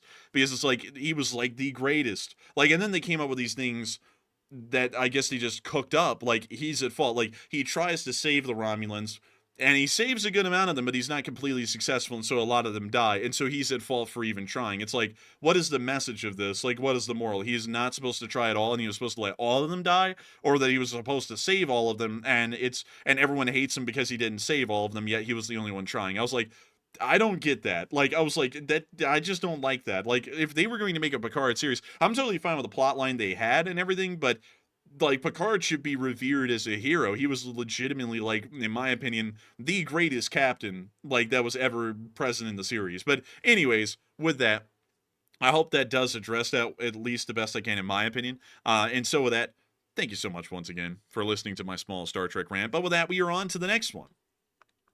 And our next one here goes to Rob S., who puts in a $20 donation, and thank you, Rob, as well, for the support. And he says, Pizza Fund, LSA. Hey, and thank you so much for the Pizza Fund and supporting this channel and helping it to keep on running, because if it wasn't for folks like you, we wouldn't be here right now. And so thank you once again, and we are on to the next one. And the next one goes to Zach Garber, who puts in a 10. And thank you, Zach, as well, for the support. He said, I hope someday you guys get your own stacked Ural, like the one that inspired the name of this community. And long live the Leaf Spring Army. And maybe one day we will. And so with that, long live the Leaf Spring Army, and thank you once again for the kind words and the support and helping this channel to keep on running. And with that, we are on to the next one. And this one goes to none other than Merlin Moncure, who puts in a $5 donation. And thank you, Merlin, as well, for that support. I did not see a comment attached to it, sadly, but thank you very much for supporting our work. And also, we had a 10 from DJ, who said, a long time no see, and it's me, Jenna Tolles, with Jelly Rolls. Oh, man. And I'm telling you, oh, man. And they changed their name back. Is that actually their name is DJ? Like, it's not... It's not the other things, it's DJ of all things. But thank you very much for the support. And also, you apparently reverted away from the monikers there back to your name. But thank you very much for the support. And Enforcer, what say you? And I thank you so much for the support, DJ. And I got to say that Genitals was stuff of legend. It was an amazing run. And I got to thank you so much for the support and helping this channel to keep on running. And also, I have to say, oh, man, I'm telling you. Oh, man, I get no respect around here. Oh, man. But with that, I hope that does address that quite well indeed. And I thank you once again for support and helping this channel to keep on running. Also, I see that Rob Keefe says he doesn't like Star Trek. I get it. Like, I like Star Trek, but it's not for everyone. Like Warhammer 40K isn't for everyone. And also, Rob Keefe said, just couldn't get into it. Must be an acquired taste. We got into it because we were kids watching it, and, you know, so we like anything that's put in front of us, so that's why we liked it. But yeah, I can see where it is an acquired taste, because Star Wars is also an acquired taste. Like most things, in my opinion, that are science fiction, you really do. It really is an acquired taste on some of them. Like Star Wars is just so over the top with world building sometimes, where it's like this is one thing I cannot stand about sci-fi, Matthew. Don't you think this is annoying? Like, where it'll be like, man, you must be like a bat out of hell, and then they got to be like, man, you must be a Swimesian bat out of hell, and it's like, why do we have to make like a weird name for the bat? Just say bat. Like, it's like, I don't know why. That's weird. But anyways, I hope that addresses that well, and we are on to the next one. All right, and our next one here goes to none other than Bruce Lee, who puts in a 5 and says, Happy Halloween, and here's hoping there's no M&Ms lurking around. And hello there, Marmot, dressed as a pimp, LSA.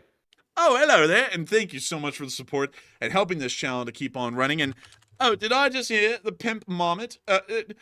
What are the charges? Eating a meal? A succulent Chinese meal? And, oh, dang, I haven't gotten out the pimp Marmot in like a year, apparently, but... Oh, hello there. Hey! Oh, hello there. It's not easy pimping. It's very hard, but it's even harder being a hot dog man and trying to live with that every day. But anyways, what's him? Aw, man, I'm still simping. Aw, man, with my giant doobie and my hot dog stand. Aw, man, but oh, wait. We have to get rid of the hot dog stand because I quit my job. Now I only have the booth. Aw, man. Absolutely pitiful, Governor. But beyond that, I do thank you so much for the support and allowing us a brief look at Alan the Pimp Marmot. And so with that, we are on to the next one. And the next one goes to Wyatt Logan, Yerme, who puts in a $5 donation. And thank you very much, Wyatt, for that support. He said, this is not a political question. If you became president, what would be the first thing you'd fix about the U.S. military? And by the way, Chris's mom says hi. Oh, and hello to Chris's mom. Great to hear that the trains are still running, on time at least. But beyond that, if I was the president of the United States, the first thing I would do...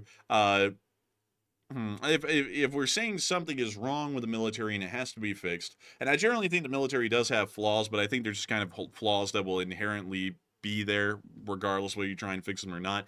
If I was to try and fix one problem with the military, it actually would be a bit of a funding thing, because they get loads of money.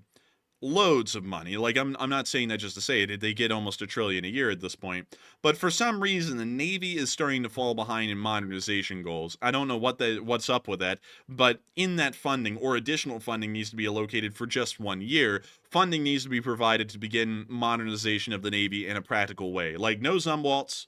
Like, I'm not talking about any crazy kind of projects like that. I'm talking about legitimate, usable, tried and true vessels. More Arleigh Burkes, more modernized Arleigh Burkes, more Gerald R. Fords, stuff like that. Because from what I'm hearing, the Navy is one of the most important branches that we have, to be entirely honest with everyone. The Navy really is the most important branch that we have, because it really will be the first one out there. And that also includes the Marine Corps, because the Marine Corps is a department of the Navy. So they really kind of fall under the same thing. The Navy truly is the most important branch we have in a first confrontation with an enemy nation, considering that we have to fight them across the seas. And not only that, when dealing with China, the Navy is the most important branch. The Army would not really see a lot of activity in that kind of a war. It would most likely be the Navy and the Marines, with some support from the Army. So going off of that, we need to modernize the Navy, and that also includes modernization of the Marine Corps as well. That would really be the first thing I would want to do, really just to make sure that our forces are truly ready for the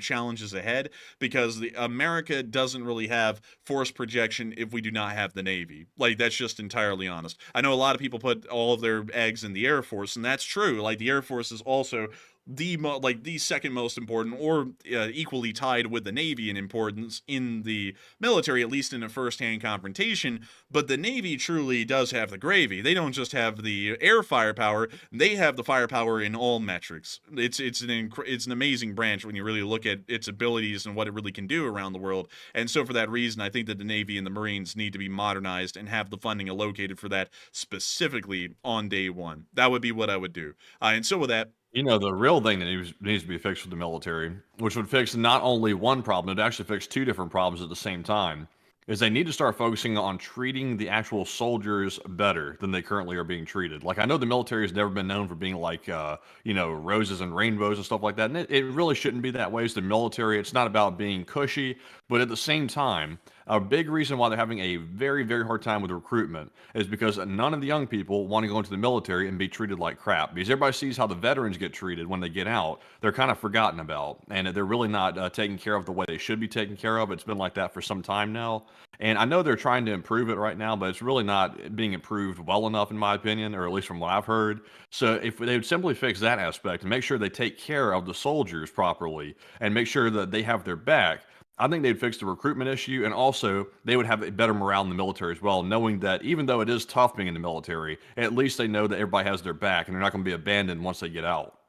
Honestly, that is that's a better answer than I gave. For some reason, I was thinking like what to fix with the military fighting wise. But now I have to reverse the answer, because Matthew gave a better one, and that actually is really the big issue, is that the military isn't meeting recruitment goals at the moment, and some people are putting that down to all kind of things, of course, most of it being domestic political things. But I truly do think it's that a lot of people hear the horror stories of people who are in the military and getting out. I have plenty of friends that are in the military right now, like people who are in every branch: the Air Force, the Space Force, the Navy, the Army, and the Marines. And all of them talk about how they're probably not going to re-enlist or stay in because the pay isn't that great. And also on top of that, sometimes they don't get paid. Like, beyond what the recruiters tell you, that, oh yeah, you're always paid on the 1st and the 15th. Sometimes the pay offices in these areas do not pay you on the 1st and the 15th because they're so messed up. So then they'll sit there and not pay you on the 15th, and then they pay you for the 1st and the 15th on the next month, or they just don't pay you for a while and then you get paid. Those kinds of things need to be fixed and ironed out, because that will lead to people being so unhappy with the armed forces that they will not return. And another thing that needs to be fixed is also sometimes how the command structures are working, because sometimes they are wholly inefficient or wildly inadequate for what they're doing. And there really needs to be a general bureaucratic restructuring of the armed forces, and also to make sure the commanders are remaining competent, so that way the folks who are in the military feel like they're actually working towards a purpose and being paid for it, and that would encourage them to remain in, or to make sure to re-enlist, or at least give good stories of their time in the service. Although those stories will still not be sunshine and rainbows. People will be like, it sucked, but I liked it enough, I'd do it again. That's generally the best that you can expect with people who get out of the armed forces. No one ever says it was wonderful and they'd love to keep doing it. Everyone always says, it kind of sucked, but, it was good enough that I would do it again. And so with that, I hope that does address that the best I can, at least from what I can say. And with that, we are on to the next one. And the next one right here is going to go to Sir Will User 9 once again, who puts in a 10. And huge shout out to you once again for the second support. They said the story of the Arleigh Burke class USS Cole is insane. So saith Spike, an Air Force guy. And I thank you for the support. And that actually is true. The USS Cole had a very interesting story because it actually was bombed by a speedboat. And that was pretty much the story I remember hearing. And let me make sure that is the correct story. Let's see here. Fiberglass boat carrying C4. Yeah, it ran into the side and exploded. And that's the hole that was made in the side of the USS Cole. Now, what's interesting about that is that they actually carried it all the way back to the United States. And what's even crazier about that is that they actually ended up dropping it off. Let me see if I can. They didn't say. Well, they did say, but they didn't show a picture of it. They actually ended up dropping this thing off to be repaired and refitted in Pascagoula in Mississippi, which is not that far from where we are. And we actually would visit family in Mississippi, and we would always end up passing by the Pascagoula shipyards down here that Ingalls runs. But what's crazy about this is that we actually have a family member who worked on the USS Cole when it was brought back after the bombing. And they said that loads of people who were working on the ship said it was haunted by the people who had been killed on board. And there were these weird kinds of things that would happen mechanically on the ship, or weird noises that would be made in dark places that the lighting was not in or near to where the explosion happened. And loads of people, according to what was said at the shipyard, said that the ship was haunted. Of course, erroneous claims, you know, like that. I'm sure it could be just put down to things were damaged after a freaking bomb blew up in the side of the ship. But nevertheless, it was a very unfortunate story for the USS Cole, but I believe that it is still serving at the moment. And let me see here. Let me see if it was commissioned. Yep, it's still in active service, actually. They repaired it, and it's still out there on the seas to this day. There it is in 2014, still out there. Look at that. To this day. To this day, to this day. But still, with that, I hope that does address that the best I can. And I thank you so much once again for support and helping this channel to keep on running. And with that, we are on to the next one.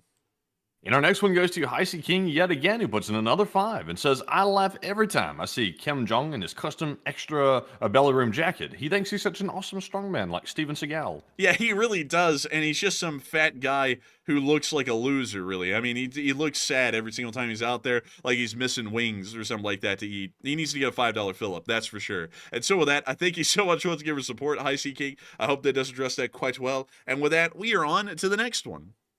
All right, and our next one here goes to Merck's Lady Bits, who puts in a $5 donation, and this one is too spicy for YouTube. I can't read this one off, sadly, but thank you very much for the support. And it said LSA, but Enforcer, what say you? And long live the LSA, and a big shout out to Merck's Lady Bits and supporting this channel and helping it to keep on running, because if it was not for folks like you, we wouldn't be able to be here right now. So a massive thanks to you once again, and we are on to the next one. And this one goes to Hwasong King yet again, who puts in another 5 and says, news is reporting that North Korean soldiers are trained in the art of Kaido by Master Steven Seagal, and they are taught to whittle pointy sticks and charge the enemies. Really? I haven't heard that before, but I wouldn't doubt it that Steven Seagal has tried to, like, train them in Aikido or something like that. But the pointy sticks thing, I don't know about that one. That one sounds a little interesting, but I still thank you for the support, Hwasong King, and helping this channel to keep on running, because if it wasn't for folks like you, we wouldn't be able to be here right now. And so a big thanks to you once again, and we are on to the next one. And the next one here goes to James Dolan, who puts in a 5. He has a very interesting hypothesis that sadly I cannot read off, because this hypothesis might get us banned, in theory, from YouTube. But thank you very much for the support. And Enforcer, what say you? And I thank you so much for the support and helping this channel to keep on running, because if it wasn't for folks like you, we would not be able to make this thing possible and keep it running. And with that, we are on to the next one. And this one goes to Sir Real User 9 yet again, who puts in a 5 and says, inspired by Dupper Bob, he who shall not be named, Volded Dummy.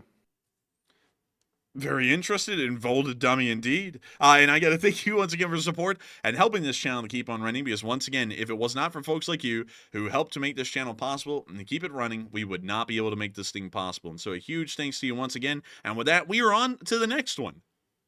And up next, big shout out to Master Shaw, who put in a $3 donation, along with LSA Sergeant Figment, who put in a 2, and also Bruce Lee, who also put in a $2 donation. Huge shout out to Master Shaw, LSA Sergeant Figment, and also Bruce Lee for that support and helping to keep us running. And we also have a $5 super chat from Jexa Dusun, who says, I just want to make sure you saw, if you want to try Chicago-style pizza, have a look at Tortugas in Hoover/Birmingham. Tortugas? I think I've heard of that before. Tortugas in Birmingham. So This one's permanently closed. But this one is open over here in Pelham. Some people are like, well, what about downtown Birmingham? Look, I don't want to die today, all right? Like, so moving on over into Pelham, near the Galleria. So we're kind of near the shooting range. But beyond that, Tortugas. Do they have it? They do. Does it have good ratings? Oh, wow. That looks good. Yes, it has a 4.6 star and 894 ratings. So this is incredibly good, apparently. And dude, they have it all. Like, look at that. Man, Dang. I need some Tortugas. Man, I might go there tomorrow, honestly. Like, because I'm kind of hankering a pizza these days. I haven't had one for a little bit. And I would love to have. Dude, that looks great, man. We're gonna have to try that like That very does soon. look good. And I think you Also, Angel said, how many medium pizzas can you eat? For me, medium pizzas, I would say. Also, someone said avoid Birmingham like to play. I don't blame you. But anyways, Angel said, how many medium pizzas can you eat? For me personally, if I was really like trying, I could eat several, like honestly. But really, I probably only eat like a few slices because I don't want to go too crazy. But I could eat like a ton. Like that Matt Stoney guy, I think I could give him a run for his money. Not really. That's a joke, by the way. Don't come at me for that one. But anyways, Enforcer, what say you? I would have to say, I could eat a whole medium pizza. Like, I could eat loads of pizza. Pizza's just good. Like, no matter what flavor it is, it's an amazing kind of a dish. I think it's wonderful. I don't think I can ever get enough of pizza, so I could eat loads of medium pizzas. Hell, I would look like Nikocado Avocado by the time I'm done eating pizzas. I would just be a fat bastard. But nevertheless, I hope that does address that well. And I thank you so much for asking such an interesting question. That's one we don't get often covering war news, but we're still happy to answer it nevertheless. But still, we will be looking into that. And also, everyone's like, man, that looks good. And also, I saw Skinner say, I avoid Birmingham like the plague. Who blames you? I mean, Bessemer literally like ranked #1 in America for violent crime rates, and I think Birmingham was like number 3 or 5, like the actual downtown. So I wouldn't blame you on that at all. That's probably the reason why you're here to say that right now. Otherwise, you might be dead. But look at that rail yard. My goodness, and it's the BNSF rail yard. Goodness gracious. I actually didn't know where the BNSF one was in town. That's why I'm actually blown away by that. Because I knew that CSX had a yard up here, and Norfolk Southern has their yard in Irondale over here. But I never knew where the BNSF one was, although I knew that they did run services to Birmingham. So I think the only company that is not represented here out of the big four like Class 1 railroads is Union Pacific, which is a little interesting because you wouldn't think this would even be BNSF territory, but it kind of is. Anyways, with that, I hope that does address that at least the best I can. And I thank you so much once again for the support and helping this channel to keep on running. And with that, we are on to the next one. And this one goes to Laser314, who puts in a 5 and says, holy smokes, I had to check. Excuse me, I felt like I was about to sneeze. They said, I subscribed on December 9th, 2022 at 6:13 a.m. That's very specific, by the way. They said, I have no idea I've been watching for this long. And dang, I didn't know either. And I didn't know it was exactly at 6:22 a.m. But nevertheless, I do thank you so much for the support and having been watching for this long. Because if it was not for folks like you who have been watching this long and getting so much enjoyment out of this channel, and probably watching at this point at least 1,000 hours of Enforcer content, we wouldn't have the inspiration to keep this channel running. And you know, Matthew, that's crazy. If we were to say that this channel has run streams for at least 920 days at this point, and we multiplied that by 3 hours, there's been nearly 3,000 hours of Enforcer war news streams since day one of this channel starting that whole saga. That's a lot of hours, man. It's been like ages since we started streaming, and it doesn't feel like it's been that long, but it really has been that long. But I guess when they say when you enjoy what you're doing, it doesn't feel like work, and it really hasn't felt like work. It felt like satisfaction, I guess you could say. It has really felt like that, indeed, indeed. And so with that, I hope that does address that well. Thank you so much once again for support. And with that, we are on to the next one. And this one right here goes to CK Bold, who puts in a 5, the usual, and says, take a live chat question. And we shall, CK Bold. We shall take a live chat. And actually, you are the last super chat. So we're now going to segue into our live chat segment. And we're going to start off by grabbing the Morse code decoders of the stream. And this one goes to Cliff Simonson, Mark Hodges, Earl Benu, Kevin J., Paul Schultz, David Millsaps, Royal Fluffiness, and Arabella Garbo. And they said, the Morse code for today reads, the EU tried to entice the North Koreans to surrender. The Lunchables worked, but sadly the Lunchland Prime drove them away. LOC. And And that is the sound of money, and y'all got that down on the nail. If you want to get North Korean prisoners, use Lunchables, folks. Lunchly appears to have run them away because they were scared of the mold growing on it. The mold actually spoke to them. It said something along the lines of, I am accused of allegations, and I'm under a lawsuit, or something like that. But beyond that, please make sure if you want to actually entice the North Koreans into surrendering, please use a Lunchable. The Lunchly's quality is somewhat questionable. But nevertheless, I hope that does address that Morse code decoder message fairly well, at least the best I can. And with that, it is time for us to move on into the live chats themselves. And the first one, of course, is in honor of CK Bird. And so what do we got, Matthew? So the first one here goes to the Pickle, who says, would the North Koreans turn on Kim if America and the EU invaded? The EU invading North Korea, now that would be an interesting sight right there. Like, yes, we are going to invade them with the sanctions, but beyond that, if America and really the European world invaded North Korea, I don't know what would happen in that regard. Maybe they truly would just collapse, or maybe they would actually believe in the propaganda they've been fed their entire lives and fight till the bitter end, and then they would start nuking people. I'm not entirely sure, but I actually think I would lean towards the latter and believe that they would actually believe the propaganda and fight until the bitter end, because that's what the Imperial and cult in Japan almost did during World War II. And so with that, I hope that does address that well, and we are on to the next one. All right, and the next one here goes to Blue Voyager, who says, what do you and the Enforcer think about Iran and the Ring of Fire coordinating rocket fire on Israel? And I would say that's 100% accurate on my assessment of it. Iran is basically like the nexus for coordinating all the operations against Israel in the Middle East. All the proxy forces are basically commanded by the Iranians regime and also the Ayatollah and Khomeini. So all that stuff is coordinated through them. So I would say you're 100% correct about that. And basically, if Iran was to get some severe consequences and they were taken out of action, that would basically harm the proxy's ability to coordinate with each other, and they wouldn't be able to launch such strong attacks against Israel altogether. But at least that's what I think. But Enforcer, what say you?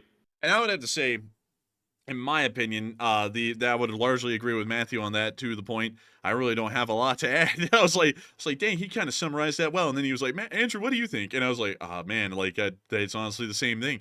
So I hope that does answer that fairly well. And with that, we are on to the next one.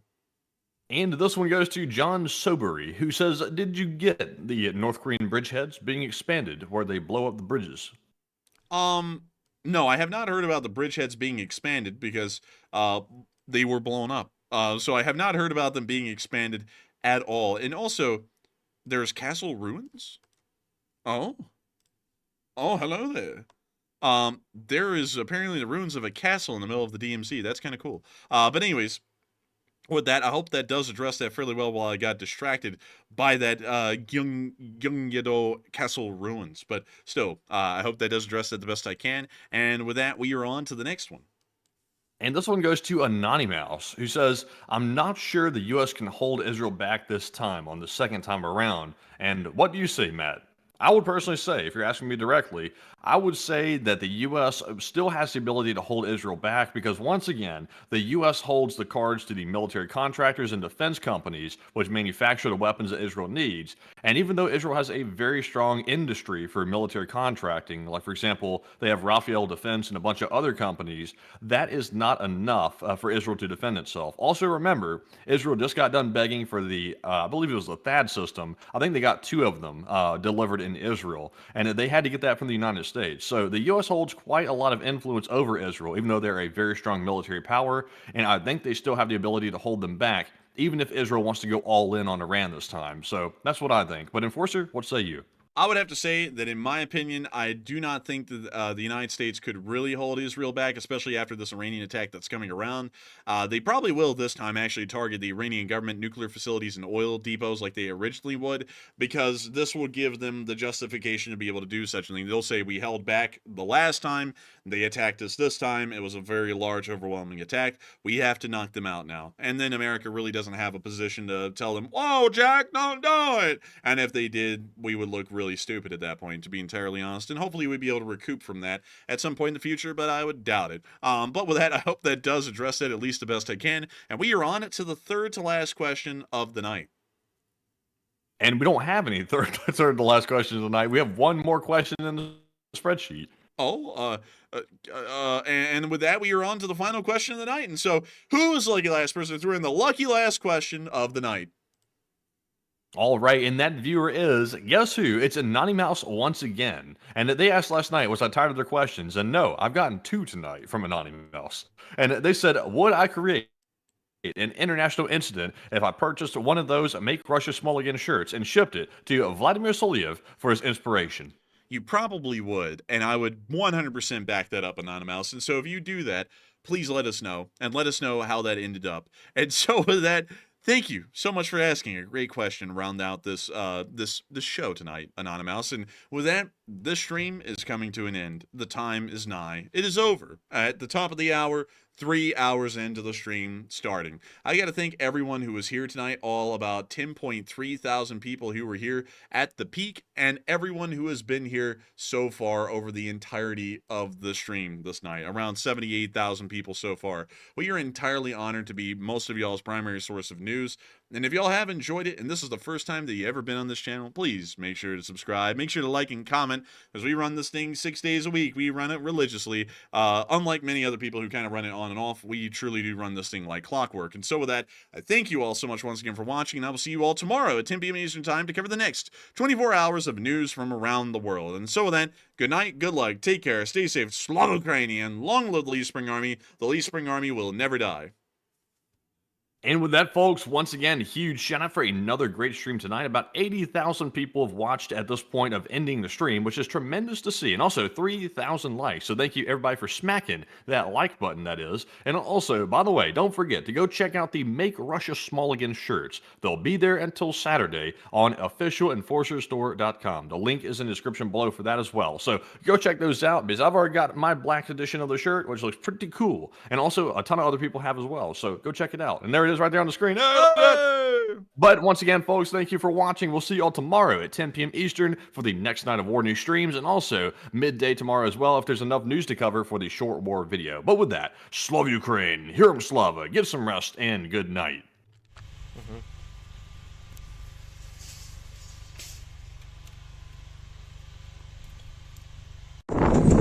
Yes. The Lee Spring Army sends its regards.